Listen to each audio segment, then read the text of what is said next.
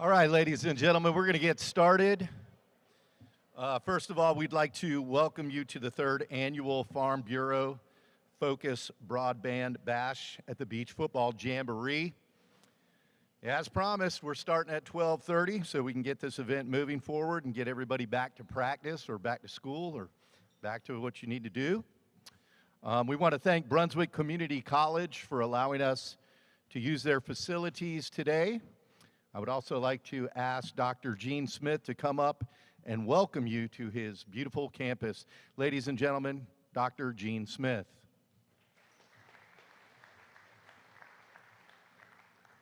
Good afternoon. It's a wonderful pleasure to welcome you to Brunswick Community College. We are excited to partner with West Brunswick High School Booster Club and Bash at the Beach to help get this thing started, get football season kicked off, and to welcome you here to our beautiful campus. For our high schools that are in Brunswick County, I want to remind you of our Brunswick Guarantee, where when you graduate from high school, you can attend BCC with all of your tuition, fees, and books paid for. Please share that with your teammates when you get back this afternoon at practice. We also want to invite anybody to come back and take a look at our college. We have about 1,800 students. We are a member of the NJCAA, and we have men's and women's basketball, and we also have baseball and softball. We don't quite yet have football. I don't know, Chair Holden, if we could have football soon. But if we did, I see a lot of recruits in the building. But we're excited for you to be here today, and we're looking forward to a great event coming up this weekend. So welcome to Brunswick Community College. Thank you very much.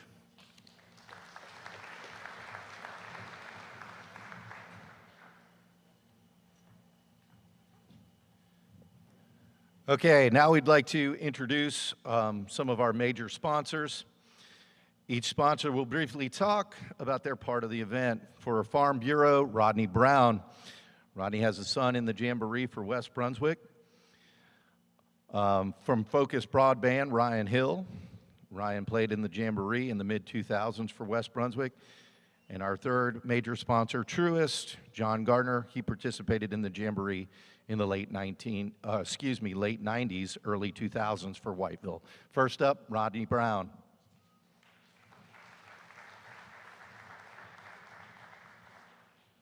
Good afternoon, my name is Rodney Brown. Like you said, I am the agency manager with Farm Bureau Insurance in Shallotte, so here in Brunswick County. But it is not just us that is involved in this. It's Farm Bureau as a group, and that's reaching about I counted 9 counties that we're represented and 14 different agencies with Farm Bureau that are participating in this. And that's kind of what Farm Bureau is. If you are familiar with North Carolina Farm Bureau, we have agencies in all 100 counties, about 140 agencies to help our clients and our members. And this kind of advertising and this kind of outreach is really what we do. We're not a national company. We don't have a lot of commercials and Super Bowl ads and that kind of thing. But we do love to support our local grassroots causes, and particularly the high schools and high school athletics. North Carolina Farm Bureau is very, very involved statewide in North Carolina high school athletics. And I don't know of an event across the state, if there is one, I'm not aware of it, that is any bigger and any better than this event for high school sports. Just what it does for each school, for each athletic program, and most of all for the participants, the football players, the cheerleaders. These guys, this event, what they will do on Friday night and Saturday night will create memories, and it will go with them for their lifetime. And we are just happy to be a part of it, and we're glad to be. It's a privilege for us, for Farm Bureau, to be associated with such a great event. I would also, just real briefly, I know everybody else is going to as well, but the people that put this on, the Booster Club, Jimmy Fletcher, everybody, all the coaches, there's so much that goes into this, and every one of you, it's turned into such a great event for everyone. I just want to congratulate and commend every one of you. You're doing a great job. And thank you for having us.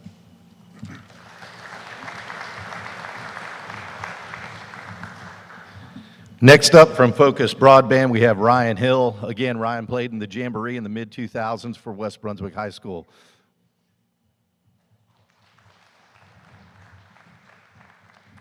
Good afternoon. As Coach said, I'm Ryan Hill. I'm the Business Development Coordinator at Focus Broadband here in Charlotte. Before I get started, I like to show my appreciation for a man who was more than just a coach to me and a major part in this event. It's amazing to see how far it has come. Mr. Jimmy Fletcher, if we can give him a hand 1 second, please. Thank you, sir. As a presenting sponsor, we are so honored, and like I stated, it has come a long way. Back in 2009, when I played in my last Jamboree, we had none of this, so you guys are very fortunate and blessed. So, since 2019, Focus Broadband has won more than $120 million in state and federal grant funding to expand our high-speed internet across 10 counties in North Carolina. So that shows our commitment to expanding our high-speed internet as well as giving back to our community. So that's something you guys need to think about. We recognize the need for high-speed internet in every household today, so that's why we harp on it. In addition to giving back in that way, we have given a combined $80,000 in community and education grants throughout our service areas, as well as $20,000 in scholarships to high school seniors in our service areas. So that's something you guys need to keep in mind. Those of you who are not seniors, reach out to me. I'll make sure you have my contact information before you all leave here so we can get you guys some scholarships. So we also provide $25,000 in grants for programs that expand your broadband-enabled technology. So those of you who are in the classroom, thinking about going into the classroom, we can provide aid in those areas to kind of broaden your horizons a little bit when it comes to learning.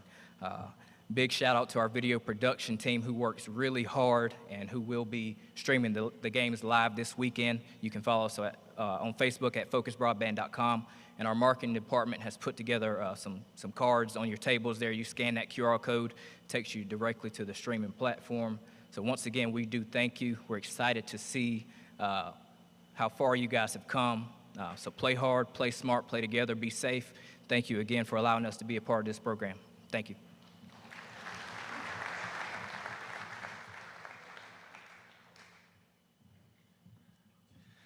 And then finally, from Truist, Evan Gore.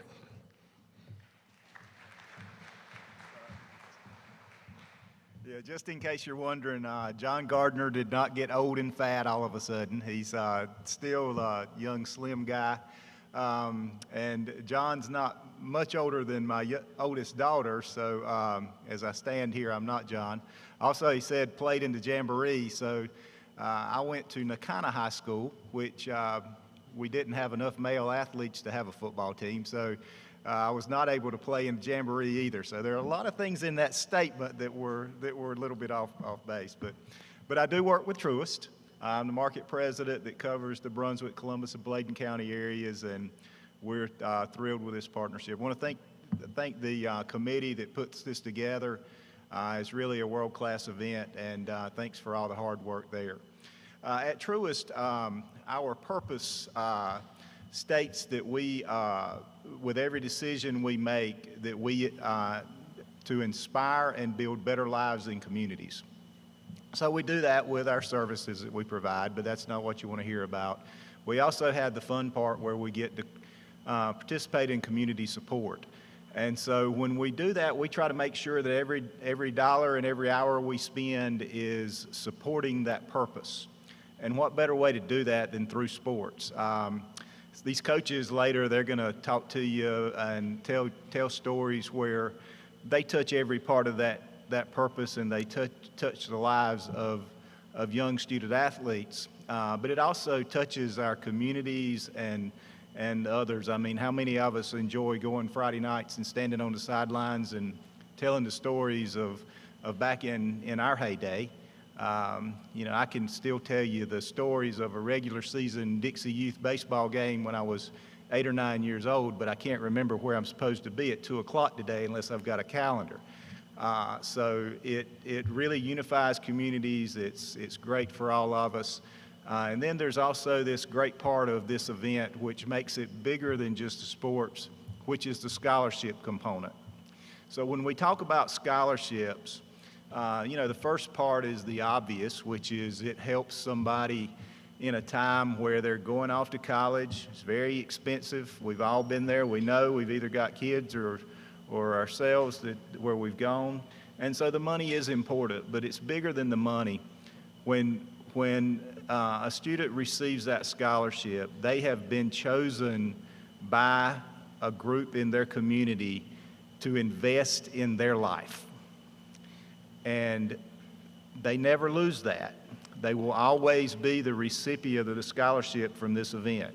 They'll always be in that fraternity.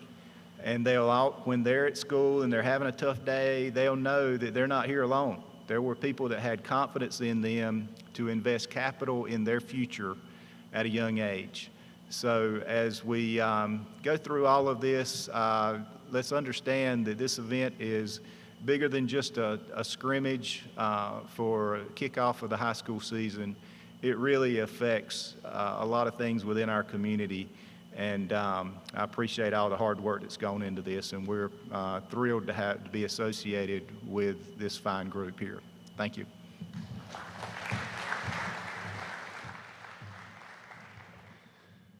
All right, now for the scholarship recognition. In 2022, the Bash at the Beach partnered with Truist Bank to bring back the Jamboree scholarships. In 2023, the Bash at the Beach committee decided to bring back another tradition that goes with Truist scholarships. The Truist Scholarship Committee decided to allow each school to honor one of its supporters by naming the scholarship given in their honor. The initial recognition will be a period of 5 years. After a 5-year period, each school will have an opportunity to honor another individual. Each school has made its recommendation to honor an individual who is either still living or deceased. The scholarship certificates will be presented to the students who will have their recognition included today. When I call your name for each school, if the person is in attendance or their family members are in attendance, please come up front and stand in front of the stage to be recognized. The scholarship honorees are as follows. For Ashley High School, James McAdams. For Laney High School, Ruby Sutton. South Brunswick High School, Chris Rayner. Wallace Rose Hill High School, Jack Ray Holly. Hoggard High School, Jane McFadden. New Hanover High School, Robert Bob Moore. Mr. Moore will be represented today by his son, Keith Moore. South Columbus High School, Everline Davis. West Brunswick High School, Alan Holden. Whiteville High School, Dr. Jerry Pascal. East Duplin, Coach Brian Aldridge. Havelock High School, Wilbur Sasser. Kinston High School, Alexander Skeet Davis. East Bladen High School, Eric Chansey II. Eric will be represented today by his parents. Northside Jacksonville, Pharaoh Parker. North Brunswick High School, Bob Grimes. And Topsail High School, Jamie Rochelle. If any of you are in attendance, come on up, get your picture taken.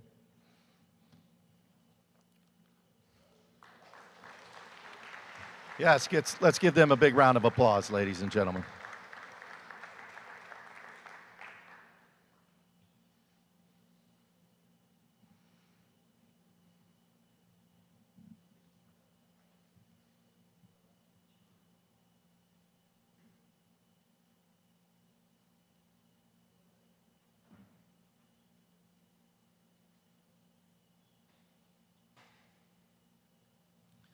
One more time, big round of applause.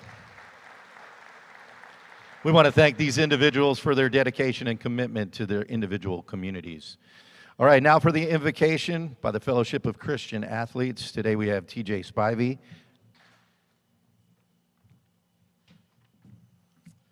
Welcome. This is awesome, first off, to look out and see this many people in our community getting excited for high school football and high school sports. So it's going to be said multiple times, but thank you for being here. I think it's really important to show our community how important high school athletics and our student athletes are. Unfortunately, the FCA is having a retreat today, so they could not be here. But without them, today would not be possible because they are sponsoring this event. Without FCA support, we wouldn't have the food we have here and a lot of the other stuff. So I felt like I would be doing them a disservice if we just came up here and said the blessing and went and ate. So I want to take this moment to just talk briefly about what FCA means to me and what it means to our community. If you don't have FCA in your schools right now, then more important than your scrimmage on Friday and Saturday, you need to go back and find somebody and talk to them, and you need to get FCA in your schools immediately. After your scrimmage Friday and Saturday, we will have a member of the FCA staff that will be able to talk to your team while you're eating after your game. So if FCA is not something that's a part of your program, I strongly encourage you to get some information and make them a part of your program. One of the most important things in schools right now, they're not only changing lives, they're saving souls. And I think that's the most important thing we can do as educators and coaches. When we started putting this whole event together, I wanted to surround us with sponsors and organizations that share our beliefs. And FCA and Matt Triple was the first person I called. And he immediately said, yes, we want to be involved. And when I asked him why he hadn't been involved in the past, his answer was, well, nobody ever asked. So that's a good reminder. Sometimes you just got to ask. There's a lot of people out there that want to help your community, they want to help your program, they want to help your school, but they can't help if you don't go ask. So it was just a kind of a kick in the gut to me to remind, if you don't ask people, they can't help. And then lastly, I think we need FCA more now than we've ever needed in this country, and I think everybody here would agree with that. I'm not going to pray for us. So when I found out FCA couldn't be here, the first person that came to mind is the best man of God I know, a good friend of mine who I've always known as Chaplain. I didn't even know he had a legal government name until recently. While he's walking up here, funny story about that, when I got married, my wife only knew him as Chaplain. So when we sent out wedding invitations, he sent me a picture, and on the wedding invitation it said Chaplain Worthington, because that's what everybody thought his name was. But my good friend, Mr. Jared Worthington, is going to bless the food for us, and then Mr. Caraway is going to release us to go eat. Thank you. Let's pray. Heavenly Father, we are here today to represent the start of a new season, a refresh, a new beginning for our students, for our communities, our staff, the adults in this room and beyond. God, I think about the work that is going to be put in over this time, and I'm reminded of Nehemiah 4:17, God. It says that the workers were burdened in such a way that they could do the work in one hand and hold their weapon in the other. And so this season, God, I ask that you help us to do just that, to find the balance between working and the balance between impacting, and help us to remember that no matter what we do, no matter what the scoreboard says, no matter what others say about us, our focus is on impacting the students in front of us, changing lives for the better, turning men into adults. And ladies and gentlemen, God, we just ask that these people right here are blessed with safety, security, and comfort to act out in ways that we know will bring our people to you. God, we just ask now for this food. Bless it to the nourishment of our bodies. Thank you to the hands that prepared it. We ask all these things in Jesus' name. Amen.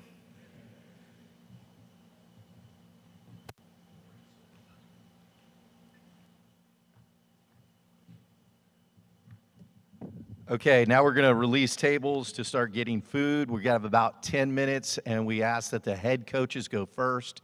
That way they can eat and enjoy, and then we can ask them questions. So once again, we'll release tables. You just can go ahead and get up, go grab something to eat. We'll get it going back in about 10 more minutes. All right, head coaches, go first.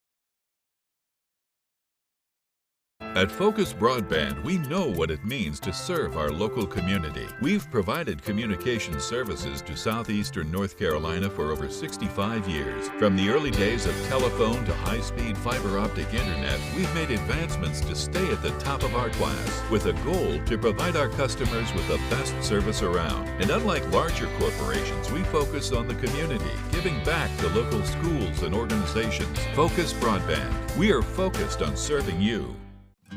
Sometimes, the simplest things have the biggest impact. At North Carolina Farm Bureau Insurance, we feel the same about home and auto coverage, affordable rates, trusted service, and local agents. After all, having an impact in your life helps you do the same in another's. Farm Bureau Insurance. Helping you is what we do best.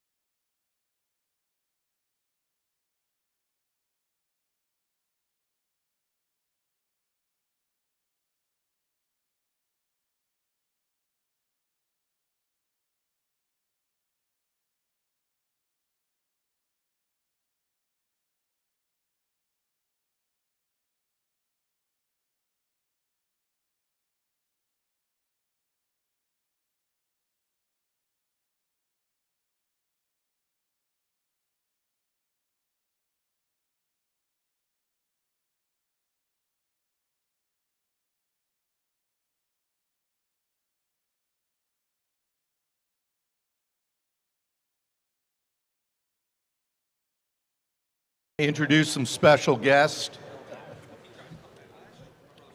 We have Dale Cole, Brunswick County Superintendent, Steve Gainey, Brunswick County School Board,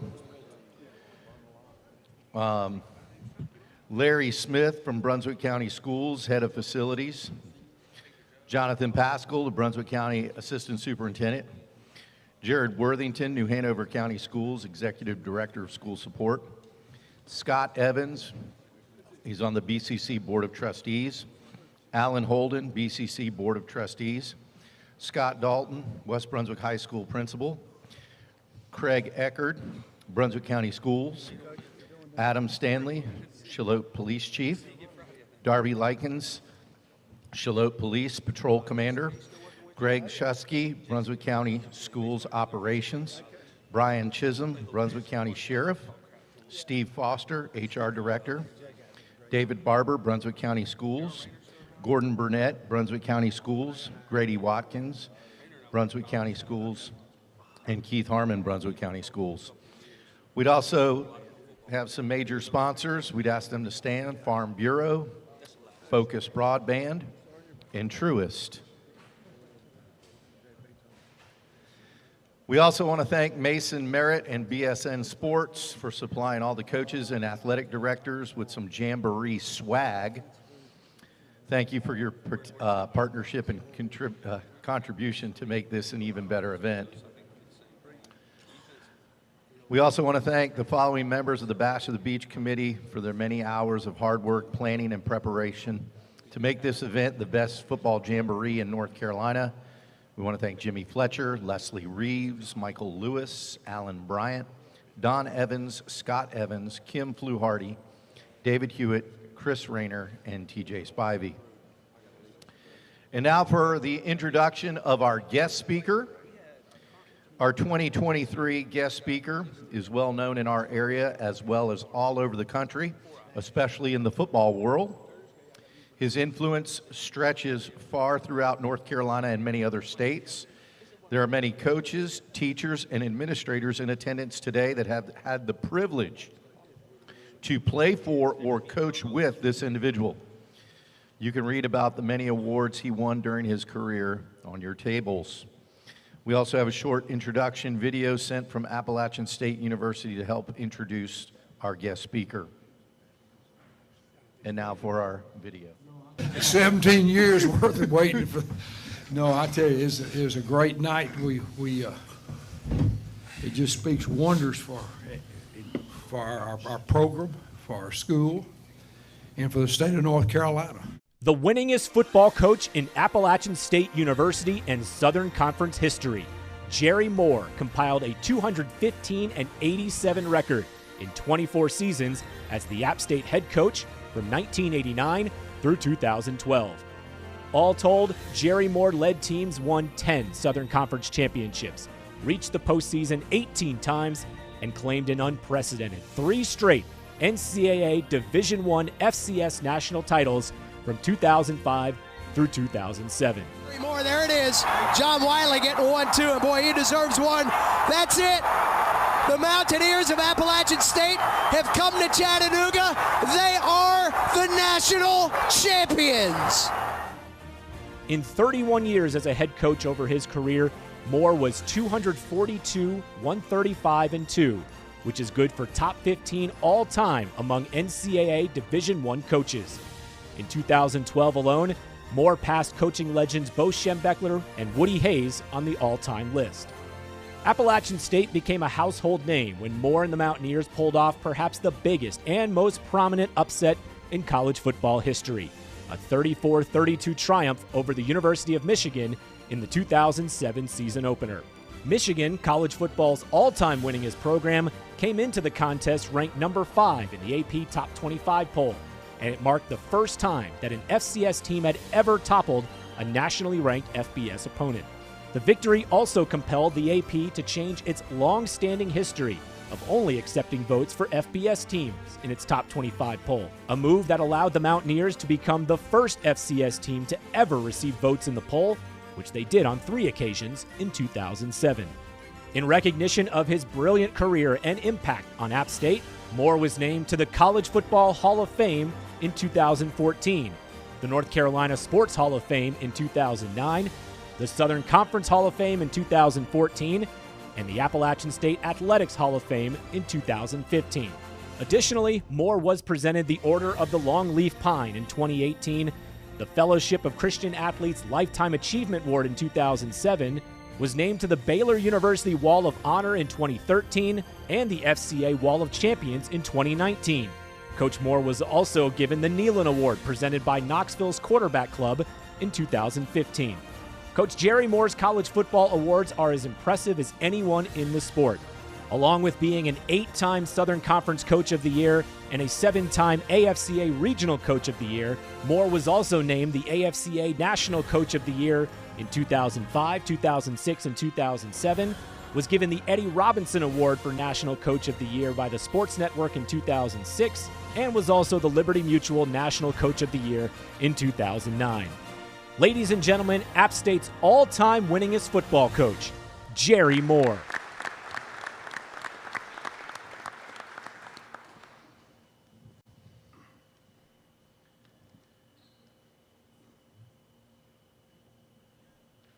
Ladies and gentlemen, please help welcome Hall of Fame coach Jerry Moore.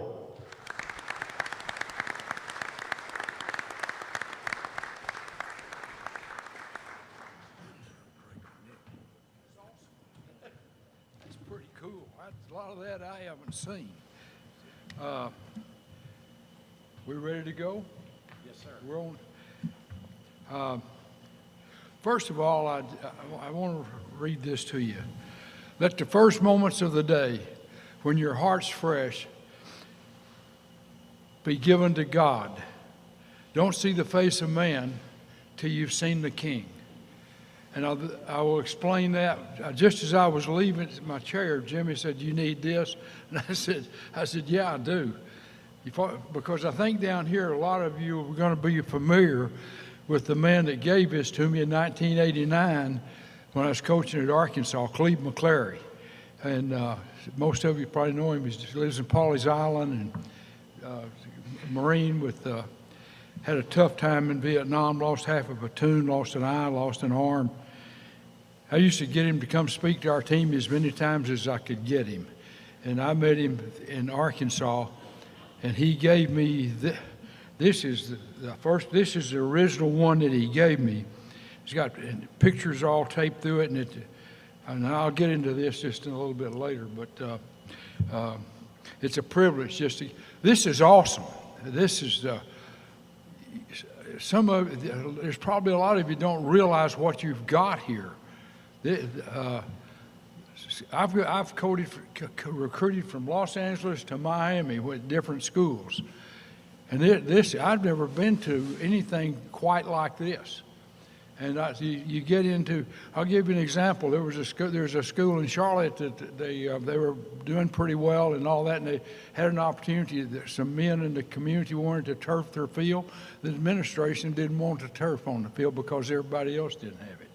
But it's just a privilege to get to speak to you and talk to you for a few minutes. And I was telling the players sitting at our table right there, I just came across this, just yesterday actually.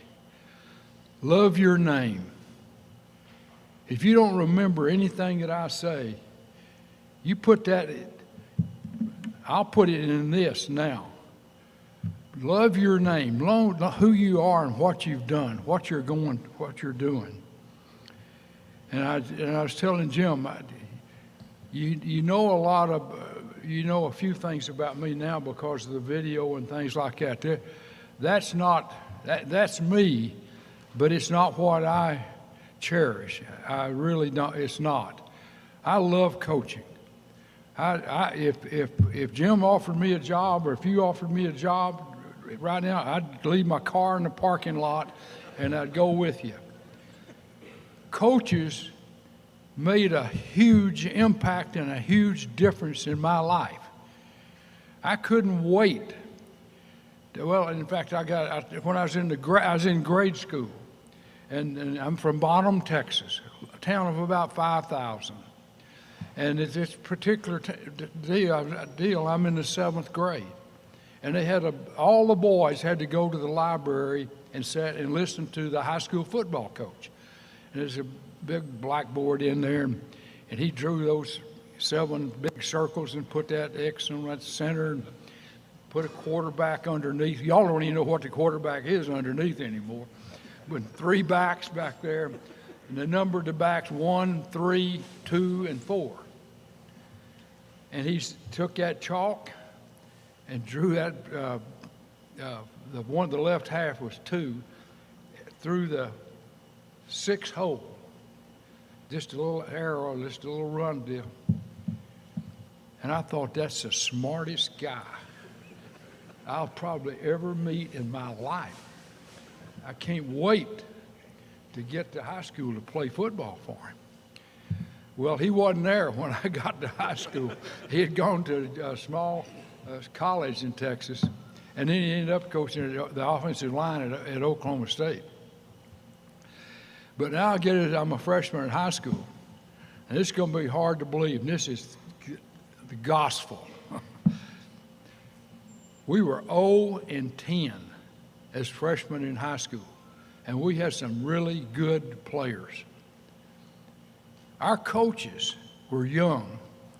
They didn't have access, I don't know about access, I was a freshman, to coaching. Those guys dressed out. I'm talking about helmets and shoulder pads, and it's like recess every day. Monday, Tuesday, Wednesday, Thursday.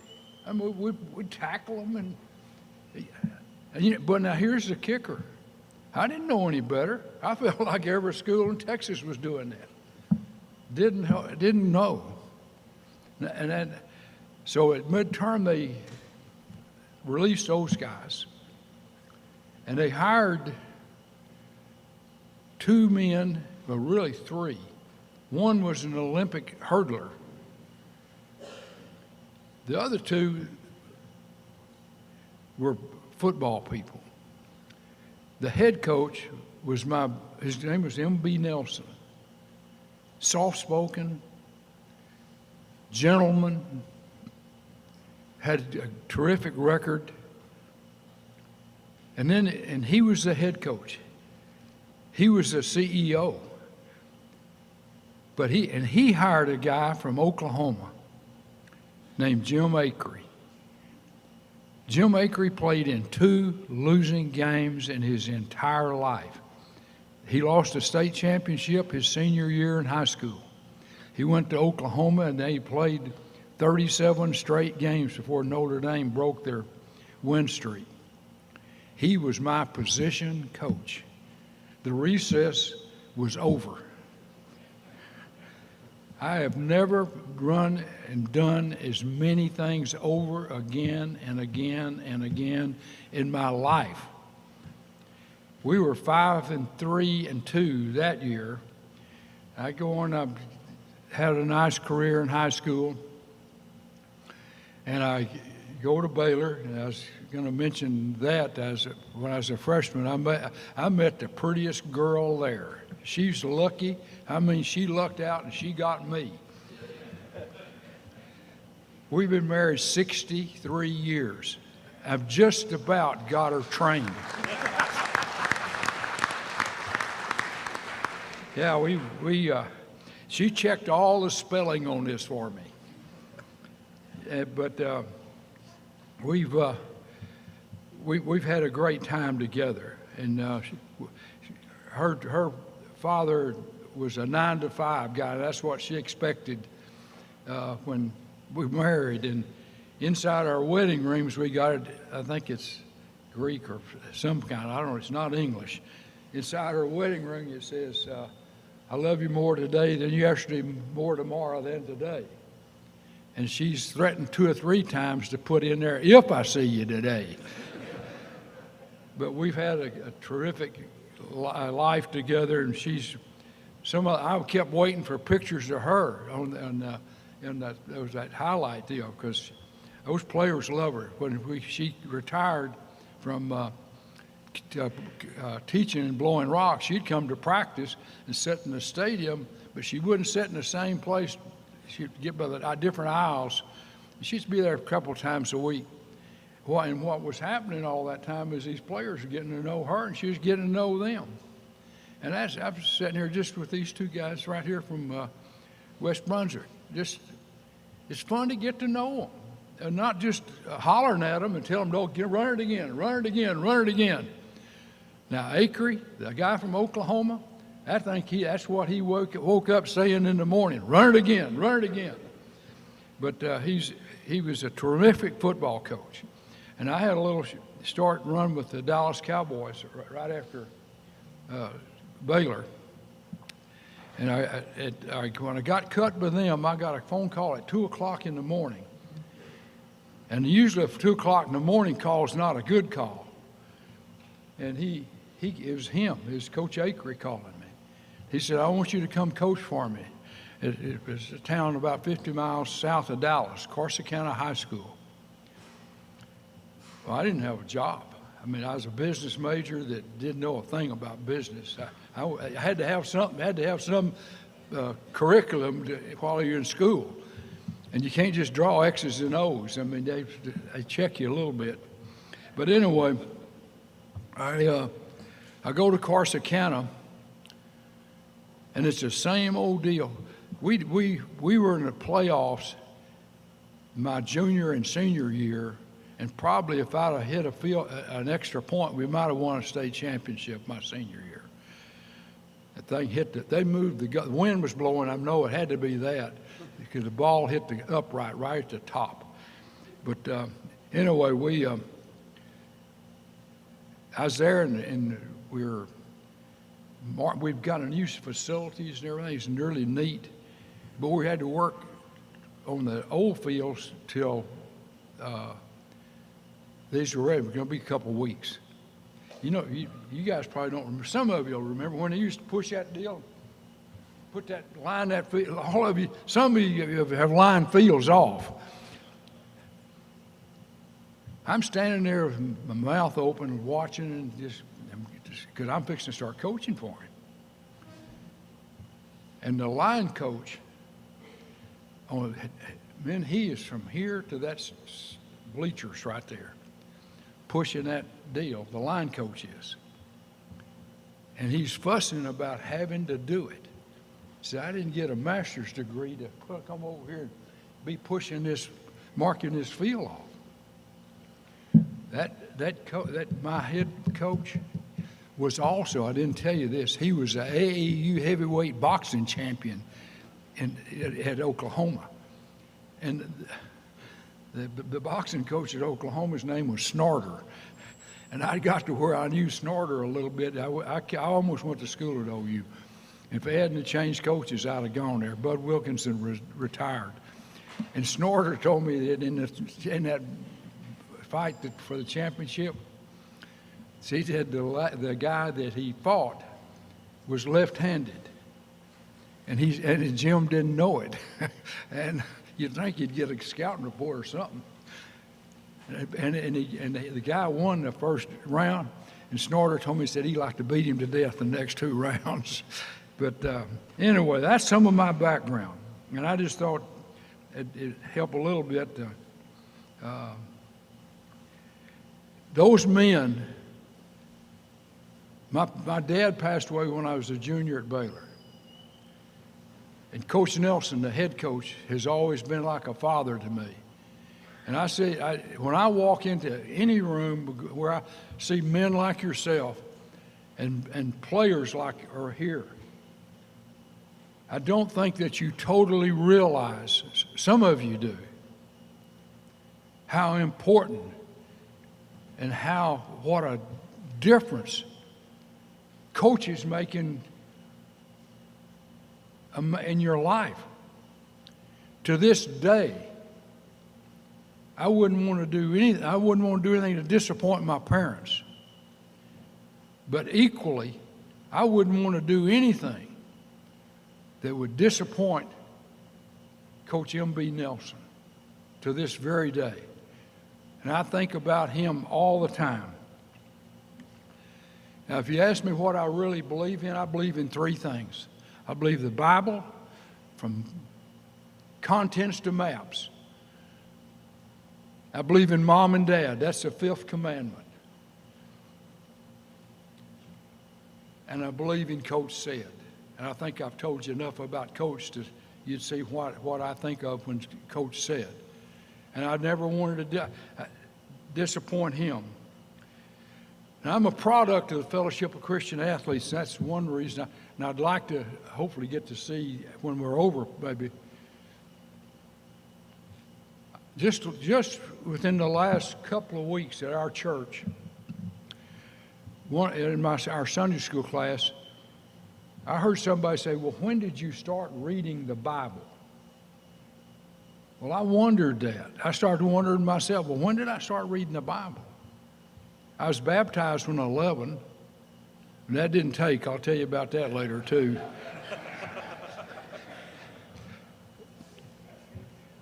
And I was a good guy. And I sometimes I'm speaking at churches and stuff like that, and I get a few chances. They don't know me.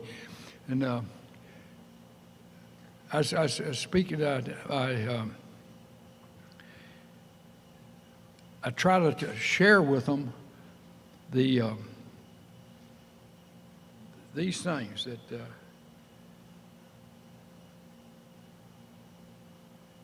know what you want to do. Work harder than the players. And be fair.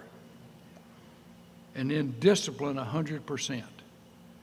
Now, what's that got to do with reading the Bible? As I got a little bit older, I began to, I went to SMU. I was coaching at SMU. And I was the youngest coach on the staff. And the players came to me and wanted to start a huddle group. Honest, I didn't know what a huddle group was. And I went to a Baptist college, Baylor, and we didn't have FCA there. So I'd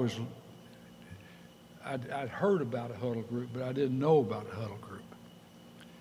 Anyway, I told them that I would do it. And that was a life-changing experience for me. And I want to get into about 4 or 5. We'll see how many. I got about 10 or 12 listed here, and I'm sure not going to go through all of them. But I believe in one-touch moments. When I was at Baylor, Raymond Berry, the great receiver from the Baltimore Colts, coached me my spring of my sophomore year, my junior year, and then after my senior year, I went back and worked out with him because I knew I was going to get a run with the Cowboys. And Raymond grew up, his dad was a high school coach, and he grew up 30 miles from me. I used to my dad would let me take a car and put some buddies in it, and we'd drive to Dallas to watch SMU play, and Raymond was a player there. Raymond's career ended, and he coached for the Dallas Cowboys. He came there, he coached for Arkansas. He coached for Arkansas. And he was in Dallas. And he called me and he asked if I had time to come help him kind of familiarize him with recruiting. And I told him, I said, Raymond, man, you don't have to have any help recruiting. All you got to do is walk in the door and say, I'm Raymond Berry. And I went over there and he told me, he said, we were on the phone, and he said, if I'm not there, I'm going to leave the door cracked, and you come in, and I'll be back for my workout. He was lethargic. I mean, he just worked all the time. Anyway, I had free time, sitting there, and I'm looking around at the room, and he's gone, and I start being nosy. I moved around a little bit, and I went over to a lamp table. There's a Bible laying there. And it looked kind of like this one. It's worn out. So I just picked it up, and I thought it'd probably be a Gideon deal. I picked it up and started looking in it. That thing, pictures in there. Pictures are in it, taped in it. There's quotes in it. And about that time he came back, and I'd already set the Bible back on his desk, and then I knew at Baylor the kind of guy was kind of a interesting incident that happened. All the receivers liked to eat at his table, and I can remember one evening we were all after practice we were all sitting there eating, and they had served some pie that had whipped cream or that white stuff on top of it. I guess it's whipped cream. The gals in here know, but. We're sitting there, we finish our meal, and he takes his fork, scrapes all that white stuff off the top of that pie. Look around, everybody's got their fork scraping that white stuff off their pie.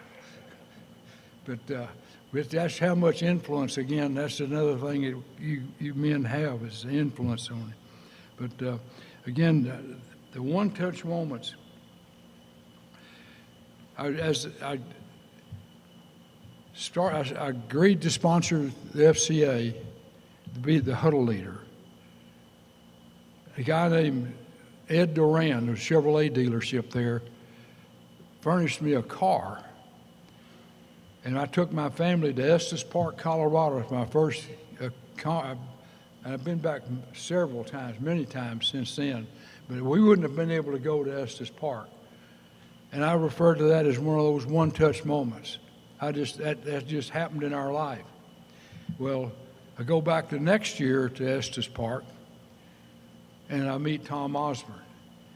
That spring, Tom Osborne calls me and asks me if I would be interested in coming to Nebraska. It's hard to see the excitement on the phone that I had about going from SMU to Nebraska. But and then Mr. Duran just kept let us keep that car. The next time we go to FCA conference, it's at Greenville, South Carolina. I'd never heard of Thurman University in my life. And we went to the clinic there, and we were getting ready to leave, and I couldn't find my boys. They were back of the Student Union building throwing rocks at the Swans. I didn't know that the day had come when I'd be out there with them throwing rocks with him. But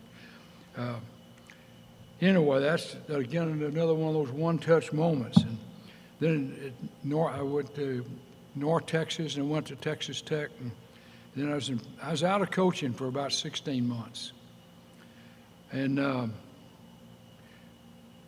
I had a job. I went all over the United States looking for property for one of the biggest builders in Dallas. I mean, he was wealthy, wealthy, wealthy. He owned part of the Dallas Mavericks. And I would have had 1% of the Mavericks. And so you're looking at an idiot standing up here. But I traveled and found land for him to build. We built 3 golf courses. And he built, the gals here would know, Mary Kay. He built her home in Dallas. And I can remember just showing you how, some of it you may not be understand. He was so committed, and I'm going to talk about commitment in a second, but he told his workers he wanted the same paneling, those teardrop-looking deals and the paneling, and it wasn't that way. And I was standing there, it's kind of like when that coach fired that other coach. He ripped that paneling off that wall so quick, make your head swim. But anyway, he was a guy that was just hardcore. Anyway, now that I'm at Arkansas, University of Arkansas, and I'd called Coach Osborne and Coach Hatfield both. I wanted to get back in coaching. I told you all ago, I'd drive off right now. And Ken said, come to Arkansas and be a volunteer coach. We had 3 children in college, I was paying for 5 apartments. I had an apartment in Dallas and I had one in Atlanta. Car payments, and be a volunteer coach, and my wife was teaching the 5th grade. I wasn't even sure she'd be at home when I got home. Anyway, I go to Arkansas, and we have a terrific year. And that, you talk about a one-touch moment now. In Atlanta, I went to an old sporting goods store and got a air mattress. I got a cardboard box and a 19-inch black and white TV, and I set that in the middle of the living room. And I took a Sharpie and put down the stations I wanted to watch at night, and then I'd cry myself to sleep. I mean, I'm talking about crying, man. I was hurting inside. And I just, it was just eating at me. And Ken said, come be a volunteer coach. And I went to Arkansas, and that's my biggest one-touch moment. He was going to hire me to be the recruiting coordinator, and then they called me from Appalachian State. I didn't know where it was. I couldn't spell it, couldn't pronounce it. And now then it makes me mad all the time. I see App State. I could have pronounced App State. You know, I can't. They took me in a little closet, really, Appalachian. Then they had a press conference. Now then they just call it App State. So, but you know, you say, well, what's he talking about? All these one-touch moments. Those are the things that turned my life around. And the thing that I learned the most about every bit of it, the difference, and that's just the reason I picked out a few of them, they're all different. But leadership is opportunity. Arkansas is opportunity to make a difference. They were a wishbone school. I'd been with Coach Fry, I'd been with Coach Osborne. Offensively, Ken didn't think like that. And they let me coach. I was a volunteer guy, but they let me coach.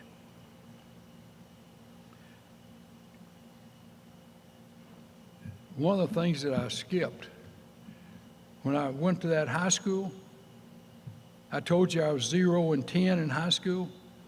Same coach that took over. We're 14-0. We're the only undefeated team in the state of Texas. That doesn't happen very often. And I think the thing that if I get one thing across to you, let this be it. In your coaching and you players that are here, if you're a player, I kind of joke with these two guys like they're running backs right here, these two big guys. This is what you're in life. What are you willing to give up? What are you really willing to give up?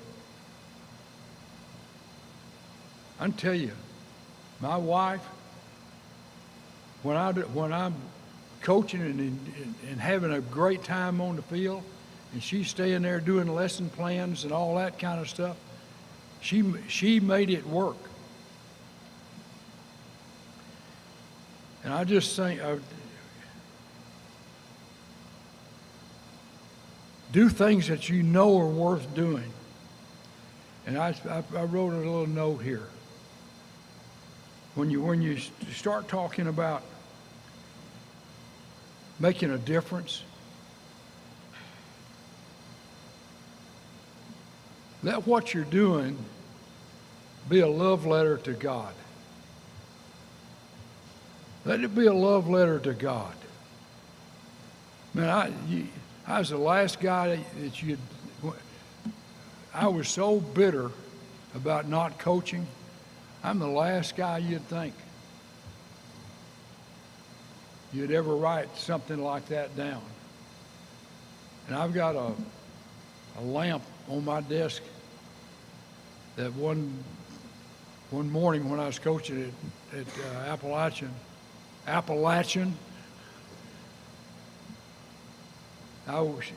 she had a dental appointment or something. She came by to see me before she went, and she taped a note. I wasn't there, so she just wrote a little scribbled this note down,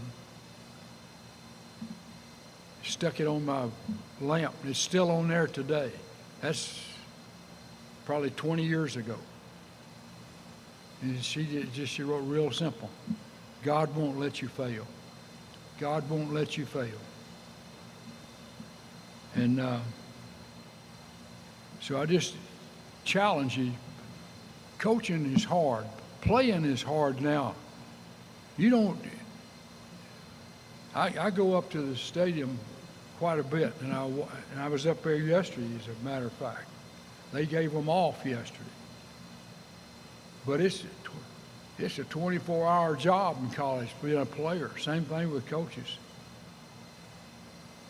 I slept at the office during football season on Sunday night, Monday night, Tuesday night, Wednesday night. And we got a precious daughter she's a graduate of Appalachian, and she asked Margaret, my wife, if we were separated. That happened at Texas Tech, because I did the same thing at Tech. Are you all separated? But that's just the way it happened. That's just the way we had to work at it. But I think that people feel and they watch you and you influence them with your leadership. And that's the reason I tried to share with it. Might not have done a very good job of talking to you about one-touch moments. Men, sometimes you don't get a second chance. You don't get a second chance. You got one shot at it. I don't like to talk about Michigan very much, and I don't even have Michigan. You could look at all three of these pages and trash them. You probably should. Michigan's not mentioned one place on this, but just talking to you.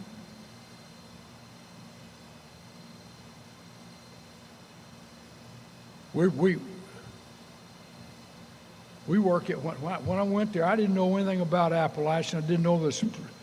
The presidents didn't, well, the president that hired me likes me. The other ones are just so-so, and still are. That doesn't, what's said in this room stays in this room. But we're going to do our conditioning at 4 o'clock. That's when most people do it. Schools, colleges, wherever. So first, we got about 80 guys out there. Geez, I looked at it was 60. Oh, coach, they're in study hall. They got a study session. And I thought, well, that's okay. Well, the next day, the 60, they got out there, and there's another 20 gone, but those guys are here. And I said, well, the answer to that is simple. I'm a pretty simple-minded guy. We'll do this at 6 o'clock in the morning. There's no excuses. In fact, I used to tell them, I said, the president, the chancellor, and the athletic director, they're both still asleep.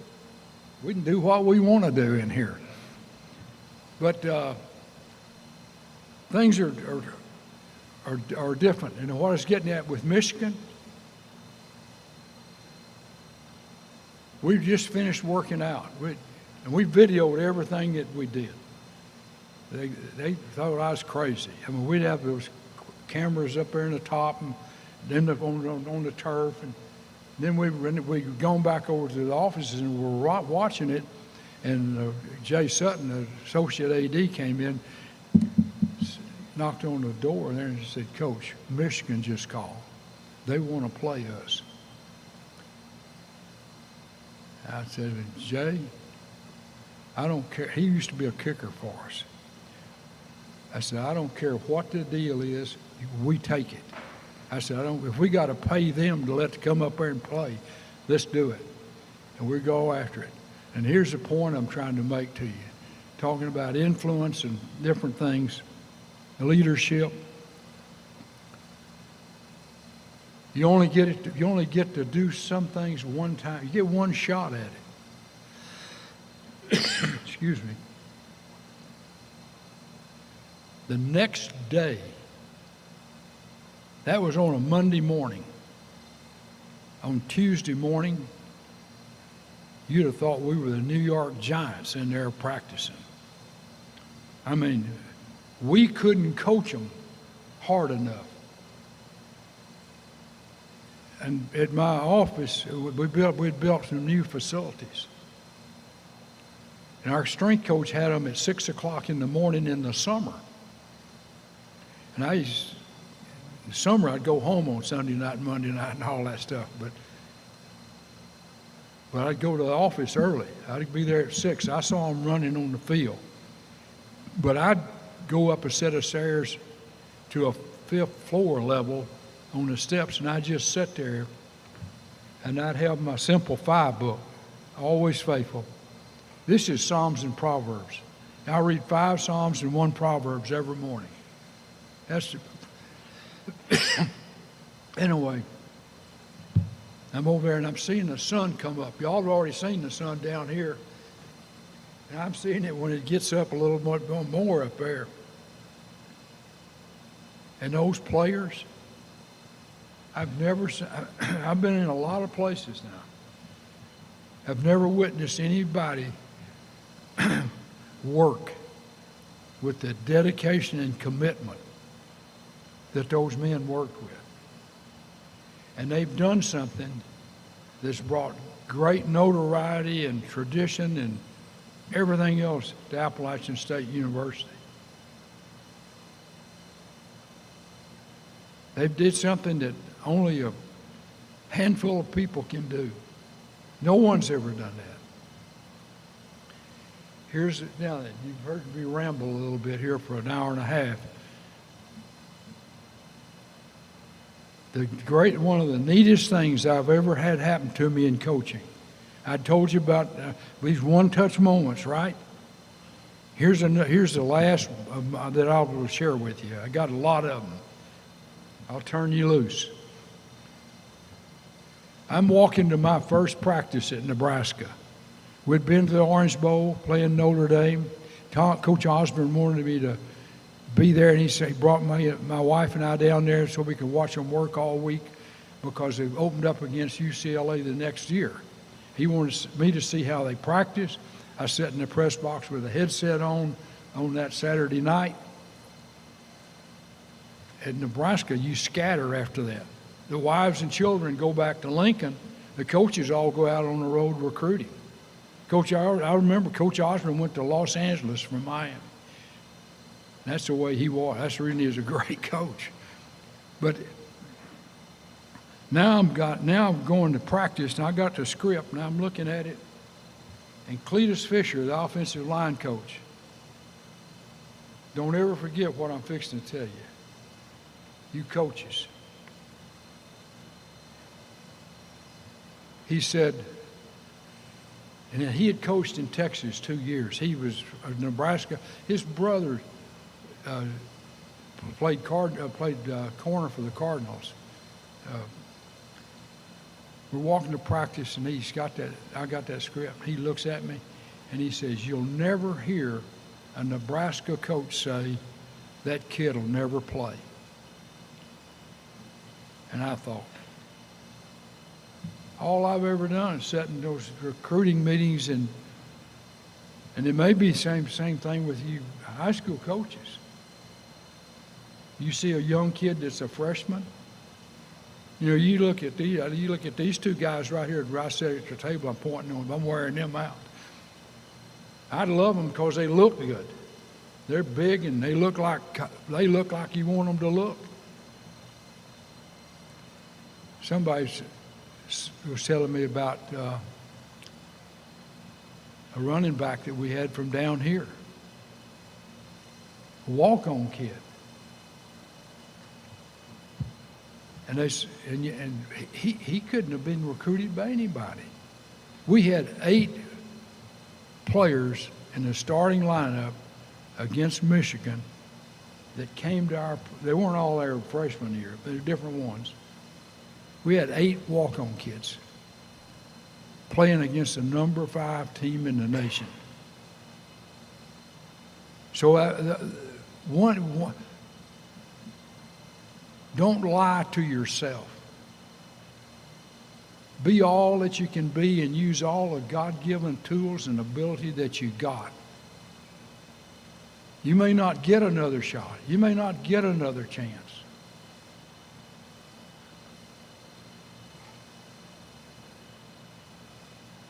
I told you about the 4 things that Coach Wilkinson said. Know what you're going to do, work harder than players, be fair, discipline 100%. Then I walked into a meeting. We were fixing to practice. We're fixing to go to practice. This is probably 2008 or 9. And the same guy that told me about Michigan, Jay Sutton, said, Coach, we got a problem. So-and-so did this, this, and this. So I go and tap on that door where the offensive line are meeting. I motioned that guy to come here. I did him like Coach Landry did me. I said, go back and get your notebook. And I told him, I said, you're through here. Let me have your book. Man, that guy's still playing in the NFL. And we're the best of friends. I mean the very best of friends. I see him at functions now, he and his wife. That, to me, that would have never happened if I hadn't been completely honest and open with him and changed his whole life. I mean, it wasn't me. It's just something I do or did like most any of us would have done. I want to close with a piece of paper that's on the floor.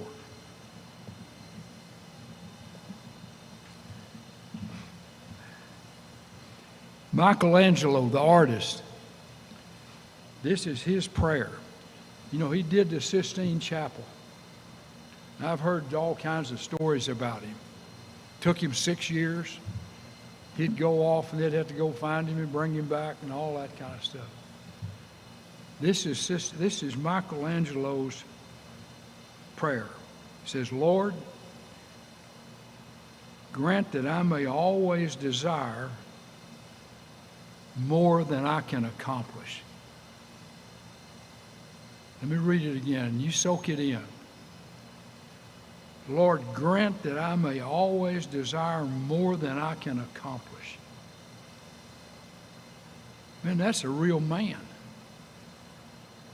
That's a real man. I told you in the beginning, love your name. I'm going to repeat it. Love your name. And always do more than is expected. Always do more than is expected. That's right out of here. It's right out of here. Thank y'all. You've been very attentive. I'm sorry it got a little long.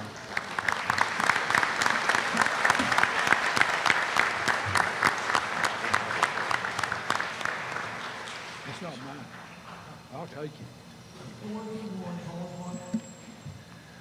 All right, once again, let's give it up for Jerry Moore. All right, now we're going to begin the coaching interviews, and questions will go in order of the games being played. Tables to my right are Friday night games. Tables to my left are Saturday night games.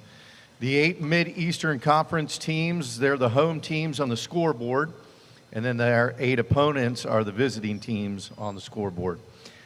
Each game will end and the next game will begin. This year, the Mid-Eastern Conference teams will be wearing their white away uniforms.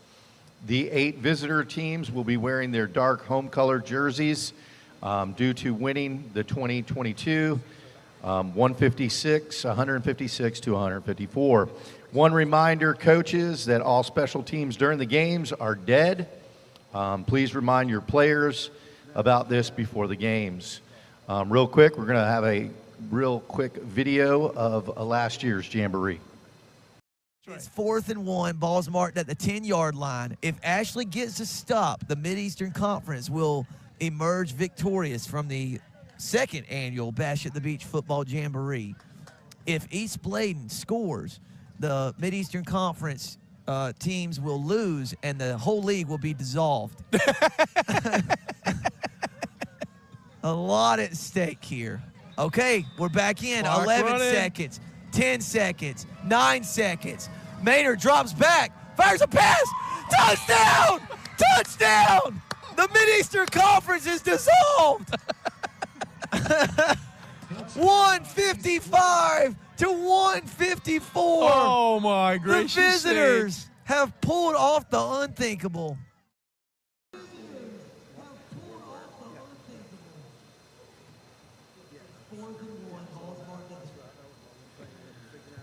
All right, so before we get started, I also want to mention that every year that the Bash at the Beach Jamboree has been played, at least one or more teams that have participated have played in the state championship game at the end of the season. We expect that tradition to continue in 2023, so no pressure, coaches. We can see the road to the state championship comes through Shallotte. All right, so let's get it started. Kicking off the Jamboree, we have Northside Jacksonville Monarchs taking on the Topsail Pirates. The Northside Monarchs are led by head coach Kendrick Pollock. However, today we have filling in for him is Chad Miller. The Monarchs finished 1-9 overall last year and 1-5 in conference play. All right, first question, Coach. You got the mic ready to go? I'm ready. All right. First off, welcome to Bash at the Beach Football Jamboree. Northside Jacksonville has a strong football tradition. Briefly tell us about your program and how long you've been at Northside. Well, I'm the defensive coordinator, varsity head coach here. Coach Pollock couldn't make it, of course. He doesn't have his hat turned backwards, so I'm going to show my hair today. You know, we've been winning tradition for a while. In the last couple of years, we have struggled. Right now, we're trying to get back on the right road to producing and becoming the team we have been in the past. Again, we're coming out, we'll be young with a lot of non-returning starters this year, so we're just excited to be here at the Bash and get to play against Topsail, who haven't played since the 2012-13 year. So we're excited to be here and just have a good time and see what we can do. All right, good. Looking at your schedule this year, you guys play one of the toughest conferences in the state, while adding some big-time non-conference games like New Hanover and Clinton. What are the pros and cons to playing such a tough schedule? The pros to playing a tough schedule is the fact that you get to see some really good competition. It gives us the opportunity to see what our players are made of and see what's out there. The cons to that is sometimes our record don't look as good as we really are. That's right. That's what we faced a lot. Yep. All right, so I know you guys put in a ton of hard work during the off-season. During these long, tough days, do you have any players that emerge that we may not know about and could make a big impact on your team this year? We have two seniors that's returning right now that we brought with us today. One of them is Kendrick Pollock Jr., quarterback, number 10. We also have Will Johnson, number 5, also, who will be as our starting safety, as well as to play some offense also. And I expect big things out of him this year to help us go forward as we rebuild. All right, thank you, Coach Miller, and good luck Friday night. Thank you. The Monarchs will play the Topsail Pirates. The Pirates are led by their second-year head varsity coach, Jack Teachy. The Pirates finished the season 5-6 overall last year, 3-4 in the conference. The Pirates lost to Cleveland High School in the first round of the 4A playoffs last season. Coach, this time last year, you had just been named the head coach at Topsail. Briefly talk about the difference in having a full off season to prepare headed into your second season. It gives you time to, work in the off season, really dig in your heels as far as the culture and get a chance to be around the kids full-time year-round and establish what you're trying to do from an offensive, defensive standpoint, and just have an impact on the kids, being in the building for a year with them and growing with them. So it's a great opportunity to watch our program grow, watch our kids grow with it. So it's been a blast. We've had a good time. We've worked really, really hard. It's also given us time to bring in coaches, which is something, obviously to build a program, you've got to have a lot of people. As I say a lot, it takes a village. Good deal. Coming off a 2-7 season and a new head coach weeks before the season started, last year you finished up 5-6 with 3 good conference wins. What are your expectations or team goals headed into this season? Like Coach said, we're going to be young.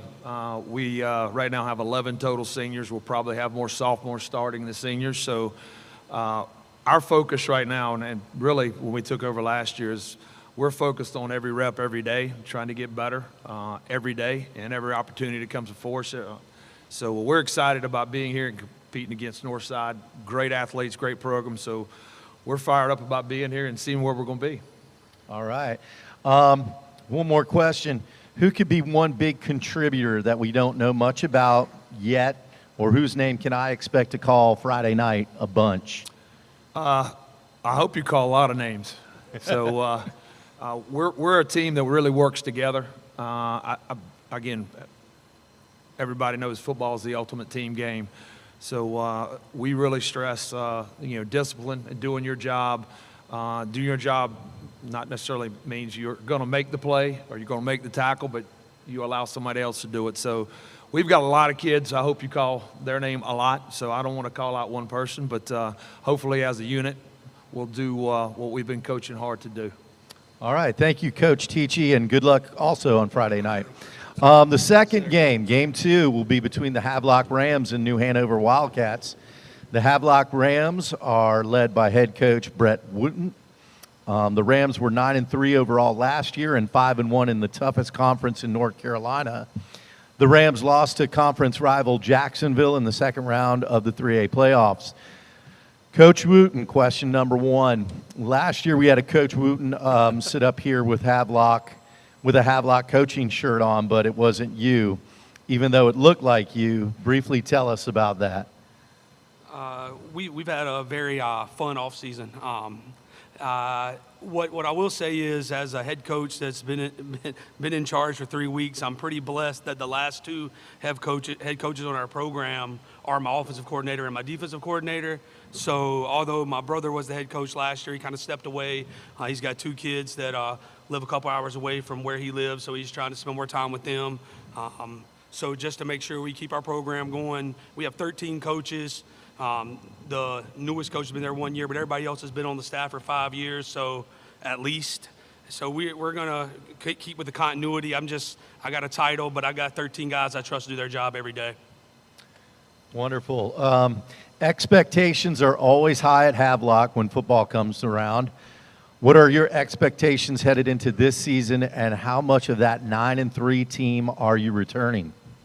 Coach King and I were talking this morning before practice, and, he made a comment that kind of stood out.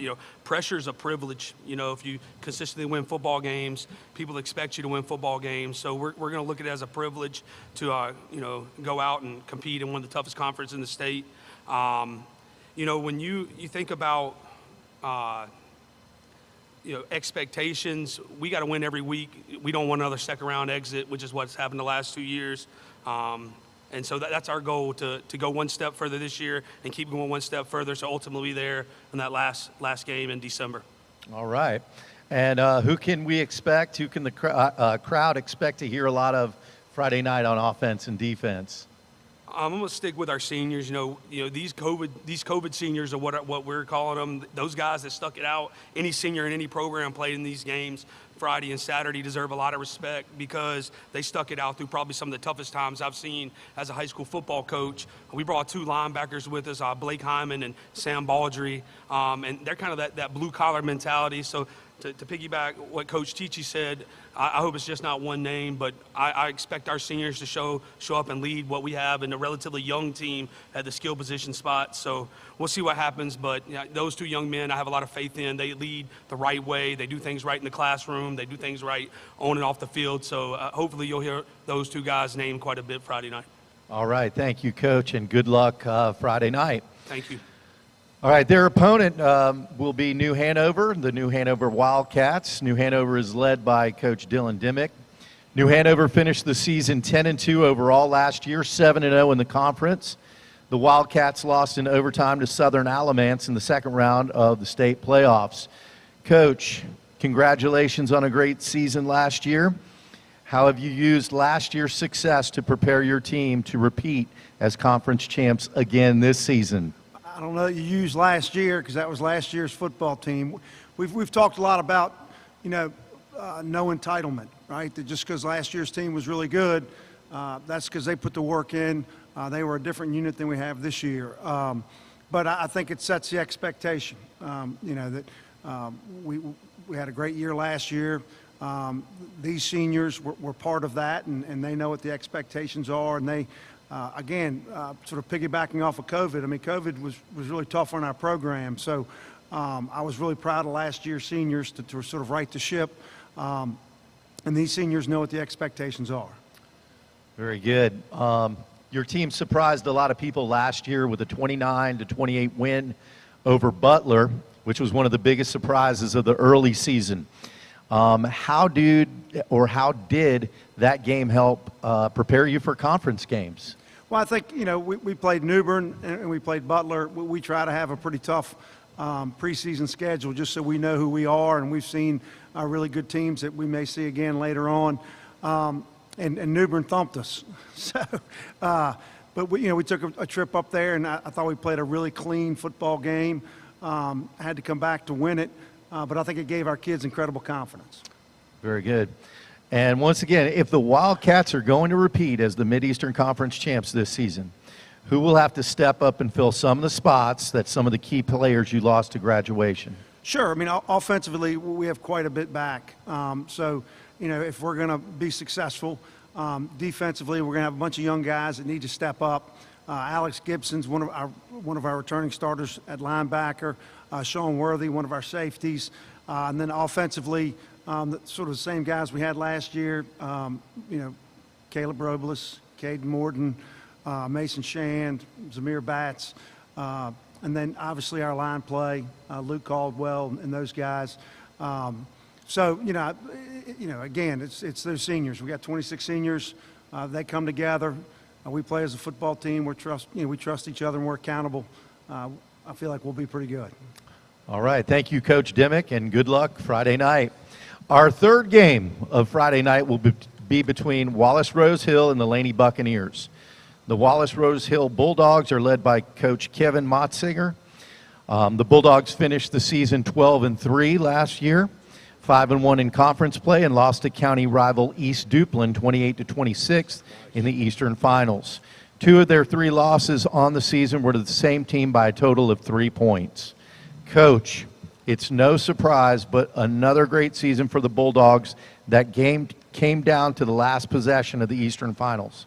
How much of that team do you have coming back, and what are some early season goals to get your team prepared to make a run at another state title?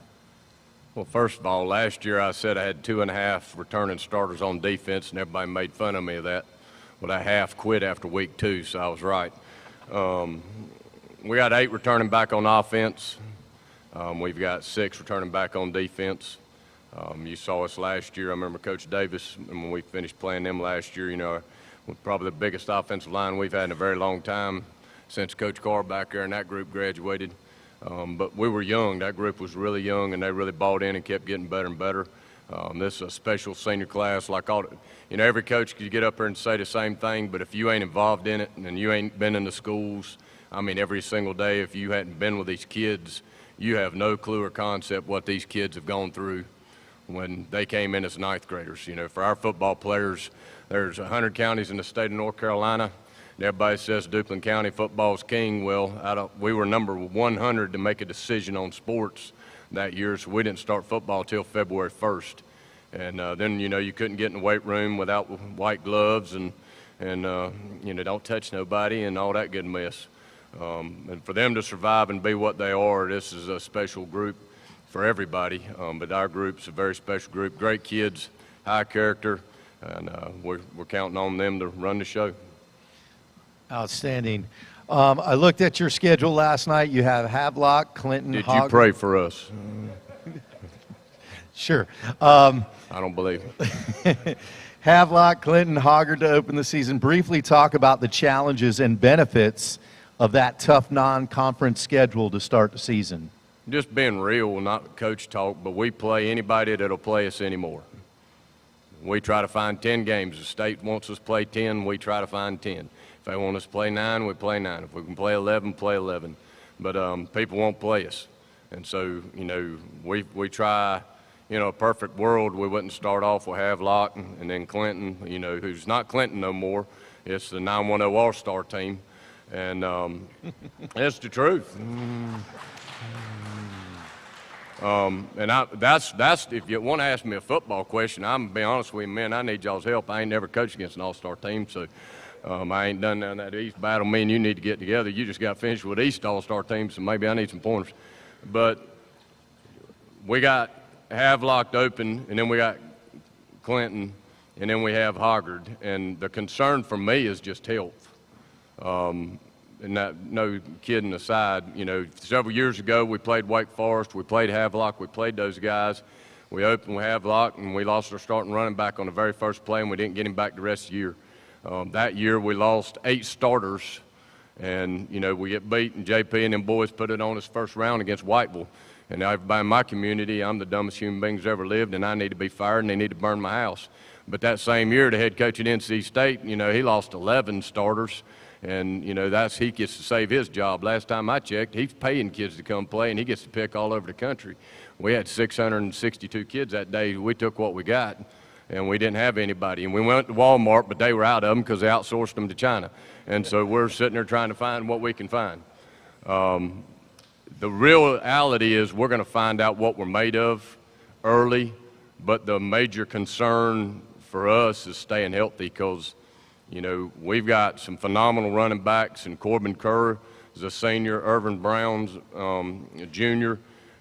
We got a sophomore who's going to be really special in Bubba. We got Malcolm Boney back as well, those guys. But you lose 1 or 2 of them guys, and all of a sudden it's a different animal. If you're going to run the wing T, the way Coach Strauntz, our offensive coordinator, runs it, the way Coach Hawley taught it, you got to have 3 backs, and you know you lose 1 or 2 of them, and all of a sudden it's a different animal. So the biggest thing for us is, you know, we just got to stay healthy. Good deal, Coach. You never let us down, and we're counting on you for this one. If the away teams repeat as winners this year, we need some ideas for the winners other than getting to wear home jerseys. What are you thinking? So if we win again, we get to do something besides wear jerseys. We get their scholarship for our kids. How's that? You got and I'm going it. to call Coach Johnson and Clinton, and we're going to bring about 16 new players with us. No. And I want to tell all of you, I had the honor of being at New Hanover and with Coach Miller and Coach Sasser and all the guys that put the Jamboree on there. And, you know, Coach Fletcher, when I saw him in the hall and he was talking about how tired he was, I understand because I remember working with Coach Moore. And for all of everybody here, I can't thank everybody enough. It is such a blessing to be part of this, and it's just different, and it's just special. Coach Moore said it. There's nobody in this state or anywhere around that has what we have here. And that lesson that we got last year going against North Brunswick for our kids, if that wouldn't have happened, our team couldn't have developed the way they were. And you wouldn't get that from a regular scrimmage. And then you talk about the scholarships and everything else. So thank y'all, and God bless all of you that put into this because it is about the kids. And the only thing left in our schools anymore right now is sports that hasn't lost its mind. And they need this discipline. They need that work more than they ever have. All right, thank you, Coach Motzinger, and good luck Friday night. All right, our final game Friday night will be, we're still on the third game. Wallace Rose Hill's opponent's going to be Laney High School, and they're led by head coach Luke Little. Luke Little will begin his 4th season as the head coach of the Laney Bucks. Laney finished 6-5 overall last year, 4-3 in the conference. They lost to Pinecrest High School in the first round of the state 4A playoffs. Coach Little, after graduating two-time Mid-Eastern Conference Offensive Player of the Year, Ty Little, the Bucks will be looking for a new quarterback or taking snaps this year.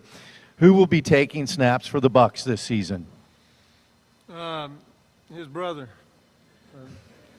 It doesn't change much.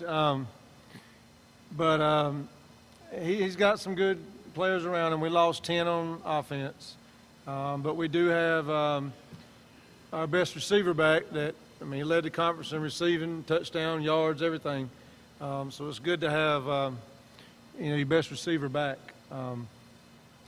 But this is this senior class is the class I came in with. So they were freshmen, like Coach Mott said. They were freshmen when I got here.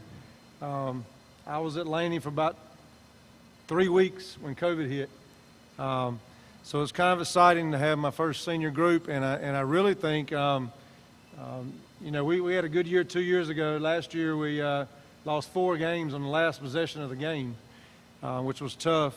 But I really think overall this is probably our most talented, deepest class since I've been here. And a lot of people don't know about them because we've had the same kids for 3 years really. But it's a good group, good senior class. That I expect big things out of. Outstanding. Okay, headed into your 4th season as the Bucs head coach. I think I saw somewhere recently that your JV team has not lost or have not lost very many games since you arrived. That should have you excited about the future of Laney football. Can you tell us a little bit about your JV program and how they're coming along and how those guys came up to play varsity? Yeah, they've had good years. They lost 1 game in 3 years, and it was Coach Underwood, this senior class, I believe, right, 2 years ago, which that's another story. He's got a good group coming. But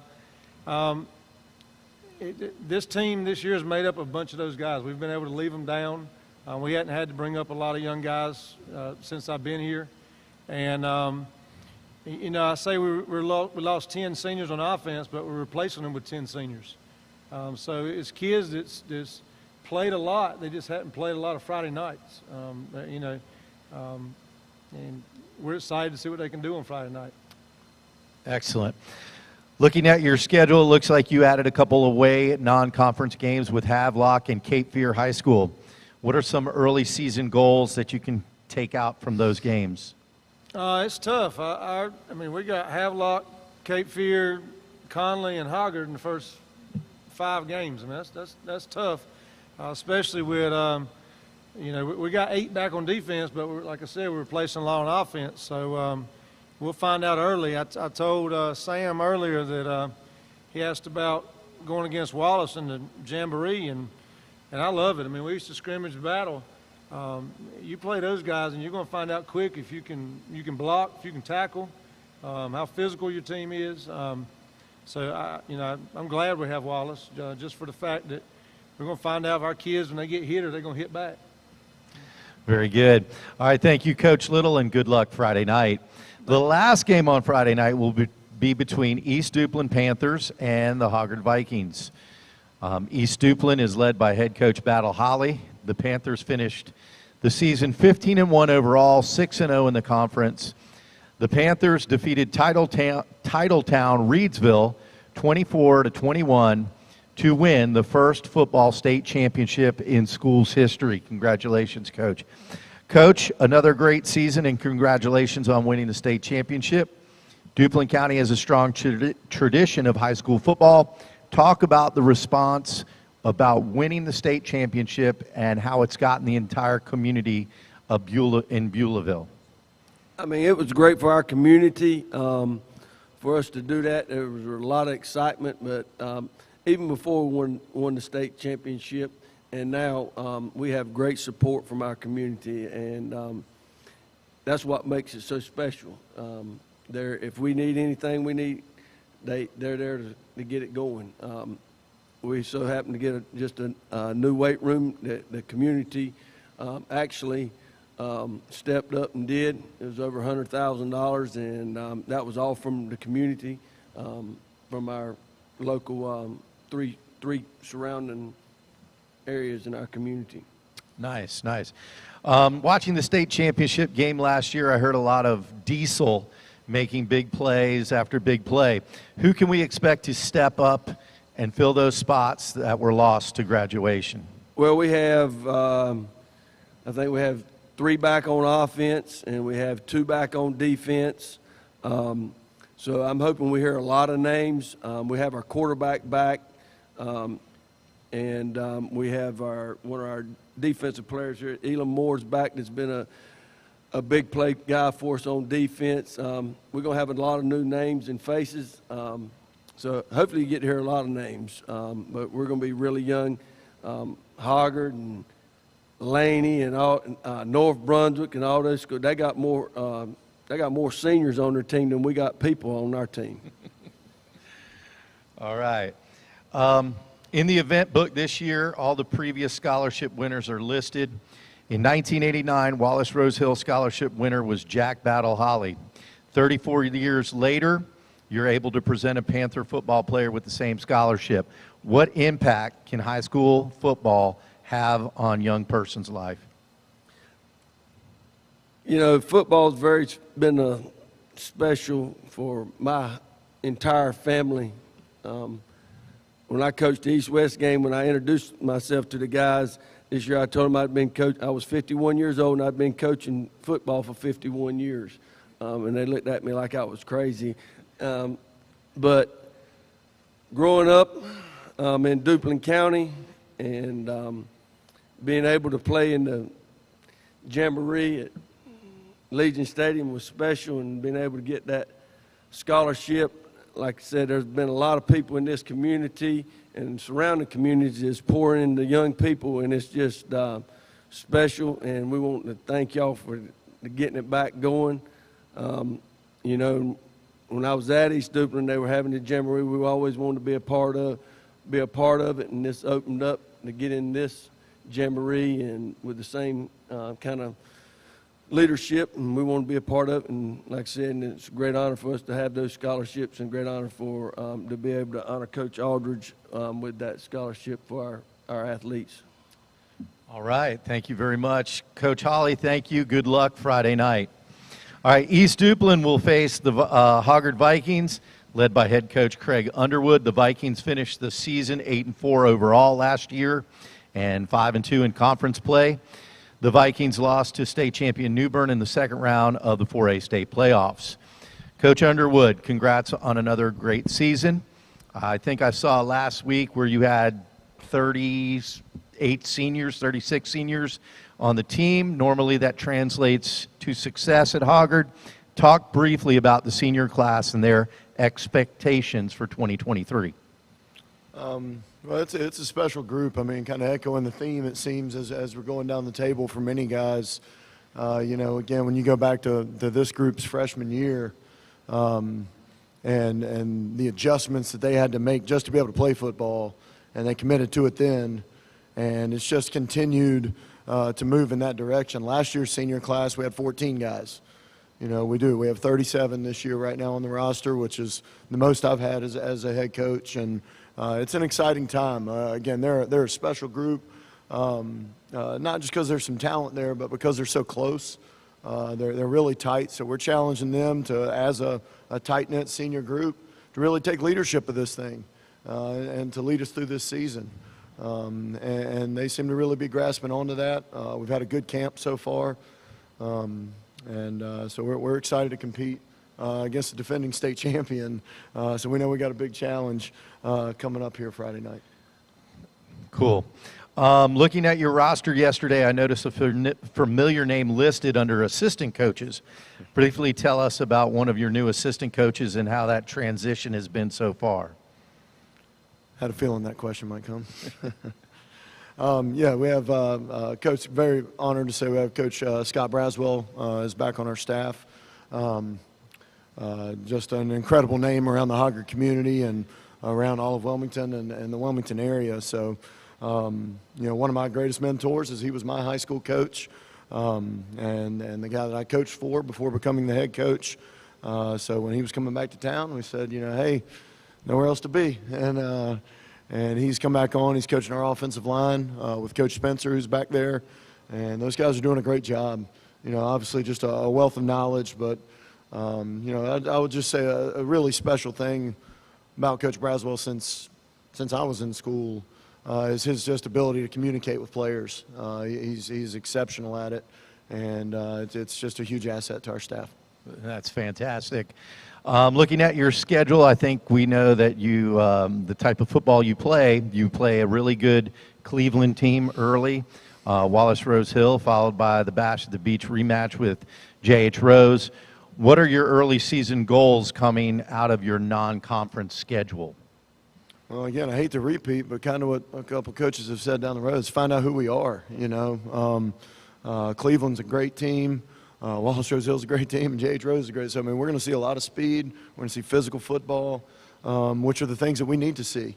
And we need to see, you know, how we're matching up with. And, you know, we're just excited to have that challenging. We scheduled that way on purpose, as we do feel like it prepares us for a tough conference run. So, you know, we've never played Cleveland before, and they do a lot of different things. So that's a big test right out of the gate. And, you know, we just hope that, you know, our guys are you know, they're preparing hard. So we just hope we can put it on display under the lights. Outstanding. Thank you, Coach Underwood, and good luck Friday night. That concludes our Friday night games. Now on to our Saturday night games, which will start at 5 p.m. with our first game being South Columbus against the Ashley Screaming Eagles. The South Columbus Stallions are led by head coach Russell Dove. The Stallions finished 2-8 overall last year, 1-4 in conference play. Question one, Coach Dove, always a pleasure. How has off-season workouts been, and what does 2023 season look like for the Stallions? Well, our off-season workouts have been tremendous. The younger kids have really been buying back into the way we want to do things. As far as the weight room, as far as practice, and as far as our effort. Last year for us was a really tough season, probably one of the toughest seasons I've had. But with that being said, we move on and we try to make ourselves better. You know, at one point last year we looked out there on defense and we had moved. There were 5 freshmen starting on our varsity team last year at one point. So for us now, those kids are older, they're stronger, they're still sophomores, but talking about the COVID, we finally got probably our biggest class of seniors we've had in 2 years. We've finally got back up to 10 seniors. So for us, it's been a real struggle with numbers. But like I said, we're excited about the season. The attitude is totally different this year. The kids are coming out. They're putting out. We're getting back to some fundamentals, keeping it simple, and we're excited about the season.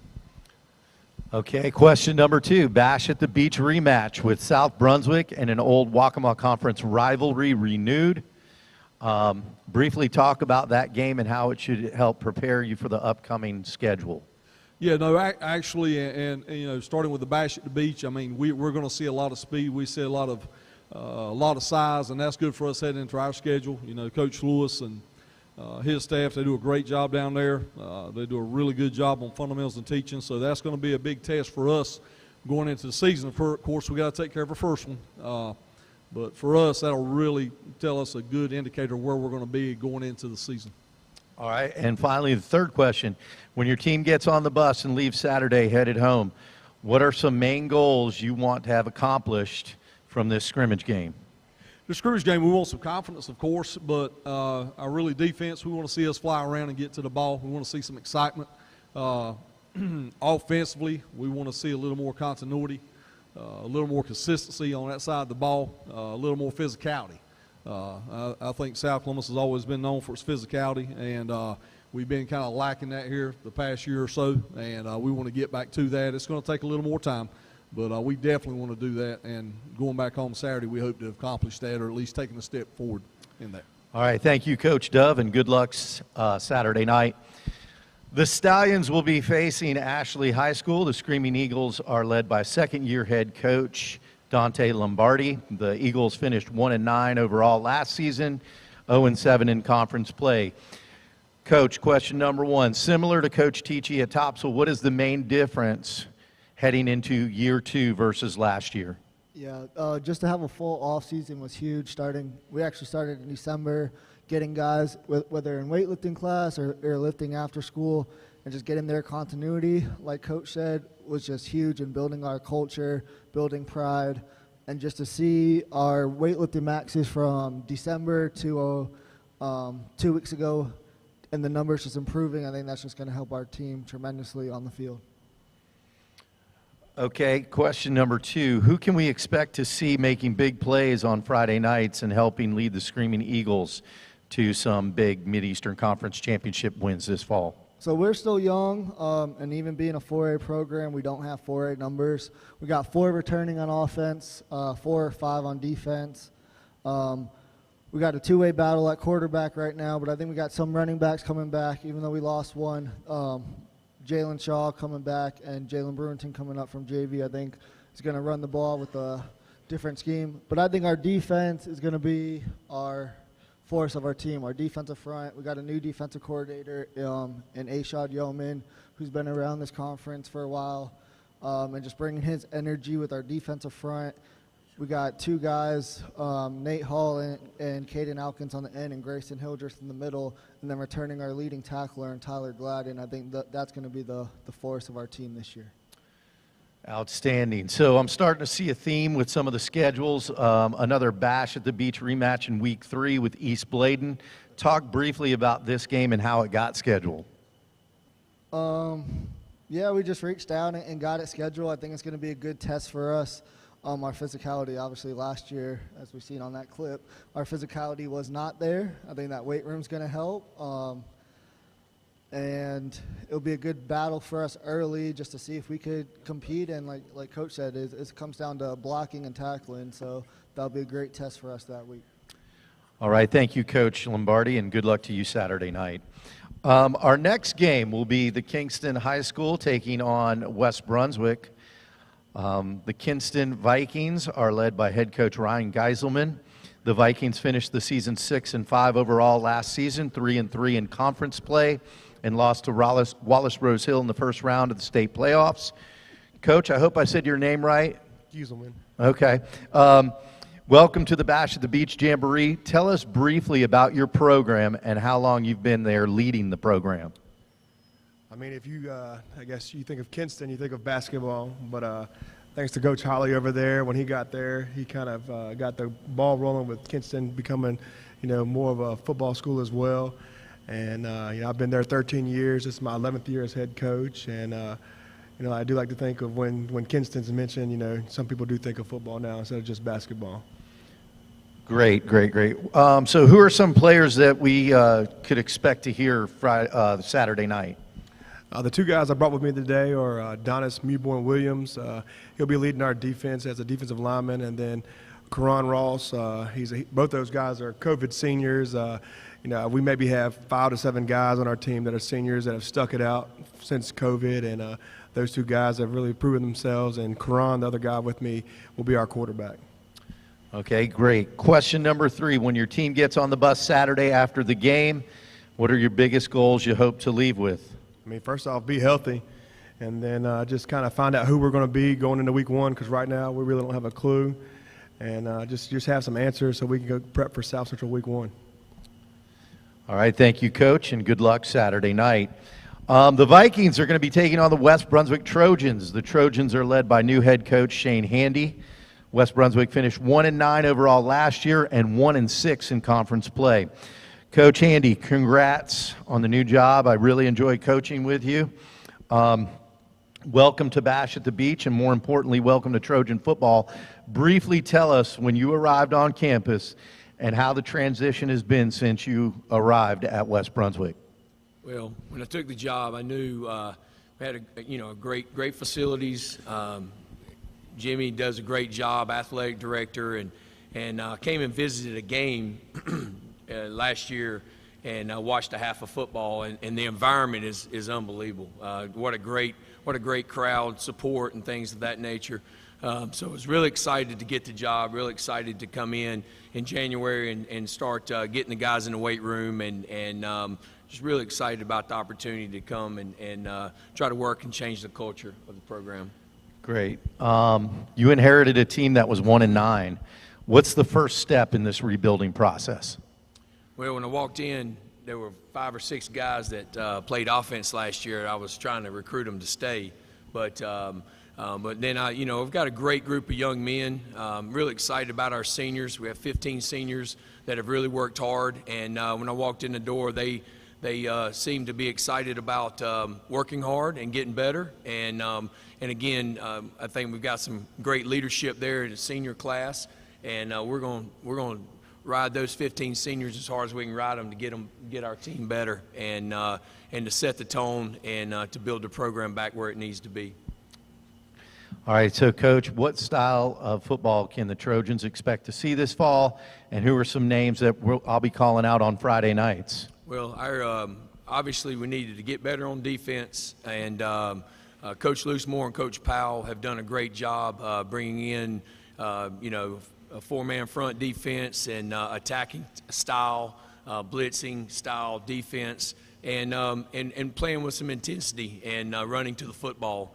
Offensively, we're going to be one tight, two tight type offense, multiple, of course, trying to use some formations to use every aspect of the field we can, and use our, of course, we've got some returning offensive linemen.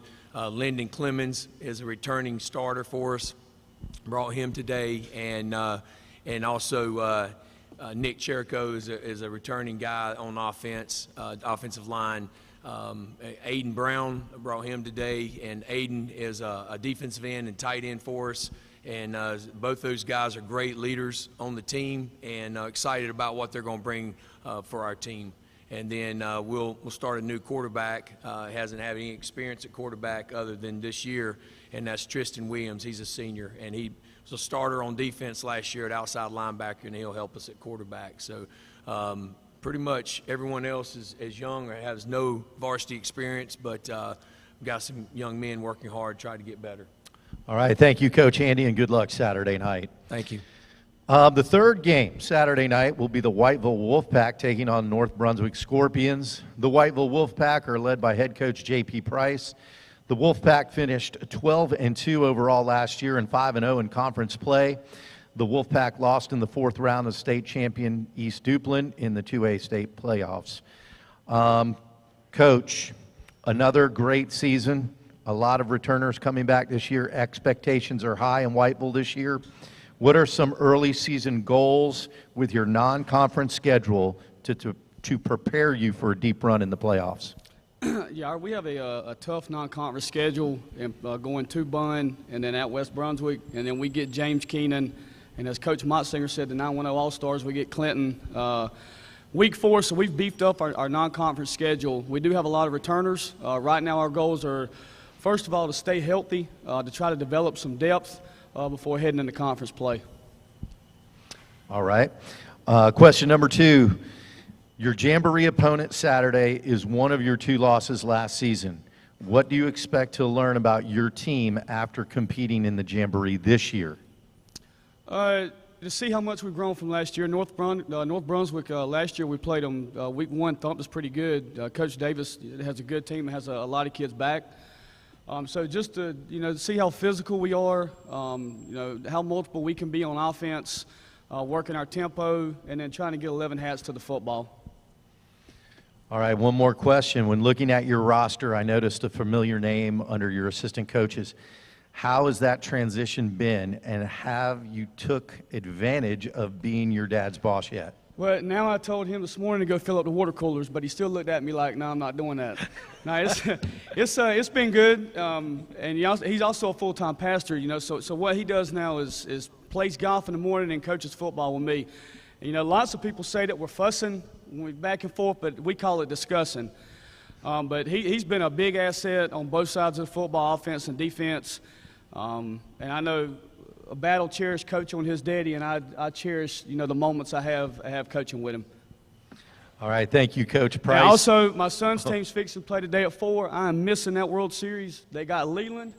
They got to beat them twice, but they're in Louisiana, so I'm tuning in at 4 o'clock. Thank you, Coach Price. Good luck Saturday night. The Wolfpack will have to face off against the North Brunswick Scorpions. The Scorpions are led by head coach Brian Davis. North Brunswick finished 11-2 overall last year, 6-1 in conference play. North Brunswick finished 2-0 against county rivals West Brunswick and South Brunswick last season. North lost to 71st in the third round of the 3A state playoffs last year.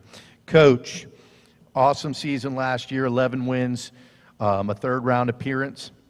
Headed into your 6th season, each year has gotten better. Can we expect that trend to continue this year? Well, first I'd like to thank my administration. They've been so supportive. It's the best job I've ever had. Every other place I've been, it's been a struggle to get any coaches in the building. We've had no weight training classes at other schools. We have virtually every kid in weight training. And then even beyond that, our community, led by Ryan Huffman and our booster club, have been amazing. We've been able to close the gap over these 5 or 6 years because of that support and because of the people around us valuing what we teach. And I've been lucky this year because we hadn't had very many coaches in general over the course of my whole career. But I was able to beat down the rows on the golf courses and the pickleball courts and get a lot of these retired guys that I ain't been fortunate to get my dad off the golf course. He coached in college for 37 years, but it'd been nice to get that. But I do have more experience on staff than I've ever had, and all those guys that have been very loyal to us and me, I guess specifically, those coaches have done a tremendous job. But Coach King, our athletic director, extremely personable person that if I can go to any problems that I got, she'll solve it. So I think beyond any of that, I feel comfortable as a head coach knowing that we have so many people in place to kind of back what we do, and we got 22 seniors back, 10 of them who've played 3 years or more on the varsity. We've got one, B.D. Lanier, this will be his 4th year starting on the varsity. So we have so much experience. Yeah, I think we're going to be better. Good, good, good. Using the momentum from last season, what are your expectations headed into this season? And who did you guys lose, and who's coming back to play and fill these big roles for you? The biggest loss for us is on defense. We lost over 400 tackles in 4 positions, and all those kids are playing in college now. Missing those is going to certainly take an adjustment, but we're hoping to fill it by committee. But offensively, got 8 starters back, our entire backfield back, virtually most of our offensive production is back, and our offensive line is much stronger and much more capable. So I think we're going to be better in a lot of aspects. When it happens, I don't know, but my hope is it's sooner rather than later. Okay. One more question. Talk about non-conference schedule leading into conference play, and what do you hope to know about your team before taking on Hoggard on September 15th? We have a lot of road games this year. We have 6 road games, only 4 home. So our first game's at home against East Bladen, and then for the next 6 weeks we're on the road. So we're going to find out a lot about our guys and our leadership through adversity. You know, having to get on a bus every Friday night's a lot different than being able to sit at home and wait for everybody to show up. So we're going to see how our young people adjust to that and see how some of these young kids are having to fill those voids that I aforementioned, that they can come in there and try to make those plays on Friday night rather than Thursdays. All right, thank you, Coach Davis, and good luck Saturday night. In the last and final game of the Jamboree, we have the East Bladen Eagles taking on the South Brunswick Cougars. The East Bladen Eagles are led by longtime head coach Robbie Priest. The Eagles finished the season 5-6 overall, 4-2 in conference play. The Eagles lost to Hertford County in the first round of the state playoffs. Coach, we saw in the video earlier, what did you think of the Jamboree atmosphere last year, and how did your players react to that environment? Great atmosphere, but on that last play, my quarterback went in the wrong God bless it way, so I'll pray for him. Great atmosphere. I'm glad we're invited. I think it's a big deal, and I'm just glad we can be a part of a big deal. All right, looking at your schedule this year, it looks like you guys are in a new conference compared to last year. Briefly talk about that transition. We dropped down to 1A. We're projected at 400 and some kids next year. There's a lot of familiar faces we played in the past. Either we were in their conference before, or we played them non-conference. So it's not a real big change for us. Just a different conference this year, so that'll be the only thing that that we'll have to get used to. Okay, final question. We're excited to have East Bladen here at the Jamboree again. What are your overall goals leaving the scrimmage on Saturday? Last year we were banged up pretty bad going into the regular season. I like playing tough non-conference opponents. It shows you where you're at, shows you what your deficiencies are. But we've got 33 guys out for varsity. 15 of those are seniors. Hopefully we can rely on that, but small school, if you're not healthy, you're not in it. So that's it. All right, thank you, Coach Priest, and good luck Saturday. The Eagles will face the South Brunswick Cougars. The Cougars are led by head coach Rocky Lewis. The Cougars finished 5-6 overall, 2-5 in conference play. The Cougars lost to Terry Sanford in the first round of the 3A state playoffs. The Cougars beat county rival West Brunswick last year 45-40 to end the regular season. Coach, headed into your 8th season as the head football coach at South Brunswick, what can we expect from the 2023 South Brunswick football team, and how many guys from last year are returning? Well, before I answer that, I want to thank Coach Moore for being here today. Earlier in my career, I had the opportunity to work for some really good head coaches, 2 of them Hall of Fame coaches, and 2 of them happened to be in the building tonight. So my dad and Coach Moore, it's awesome to have had that experience, and I can sit here and think of many stories of Coach Moore and some that I've shared with my team, but the impact that he had on a young head or a young assistant coach, and I can think of him grabbing some of his young assistant coaches and throwing us in the car and say, okay, we're going down to Clemson or we're going down to Georgia and visit their staffs, and the growth that you get from that. The Wednesday night coaches devotionals at Dr. Furman's house, that's still going on today at Appalachian State, and so thank you for being here, Coach. It's good to see you again. To answer your question, we're excited for 2023. Just to see what kind of different team we bring to the table. We've got good experience returning on both sides of the ball, but the key for us is staying healthy. Just like a lot of these other coaches have said, if we feel that we can stay healthy, we think we can compete. But we got to be able to bring all our guns to the table. Okay, I know you guys put in a ton of hard work during the offseason. During those long, tough days, did you have any players that emerged that may shock some people and have a big impact on your team this year? We've had a couple recruiting the hallways, and these guys are recruiting. We recruited a soccer player who is coming out for the first time as a senior, Stephen Callahan, and this guy can go. Most of the time you see soccer guys, they can't use their hands. This guy, he's good. And then we had a transfer from Garner, moved down. That will be a defensive player for us. He's going to be an impact player. And so we've had a few of those guys, but the key is the senior class. As everyone else has said, this senior class has persevered and done a great job, and we're excited to see how they finish out their careers. Fantastic. Okay, real quick to piggyback on what you were saying earlier, we got to hear Coach Moore speak. What impact did he have on your coaching career, and how do you try to mimic your program as like a high school coach?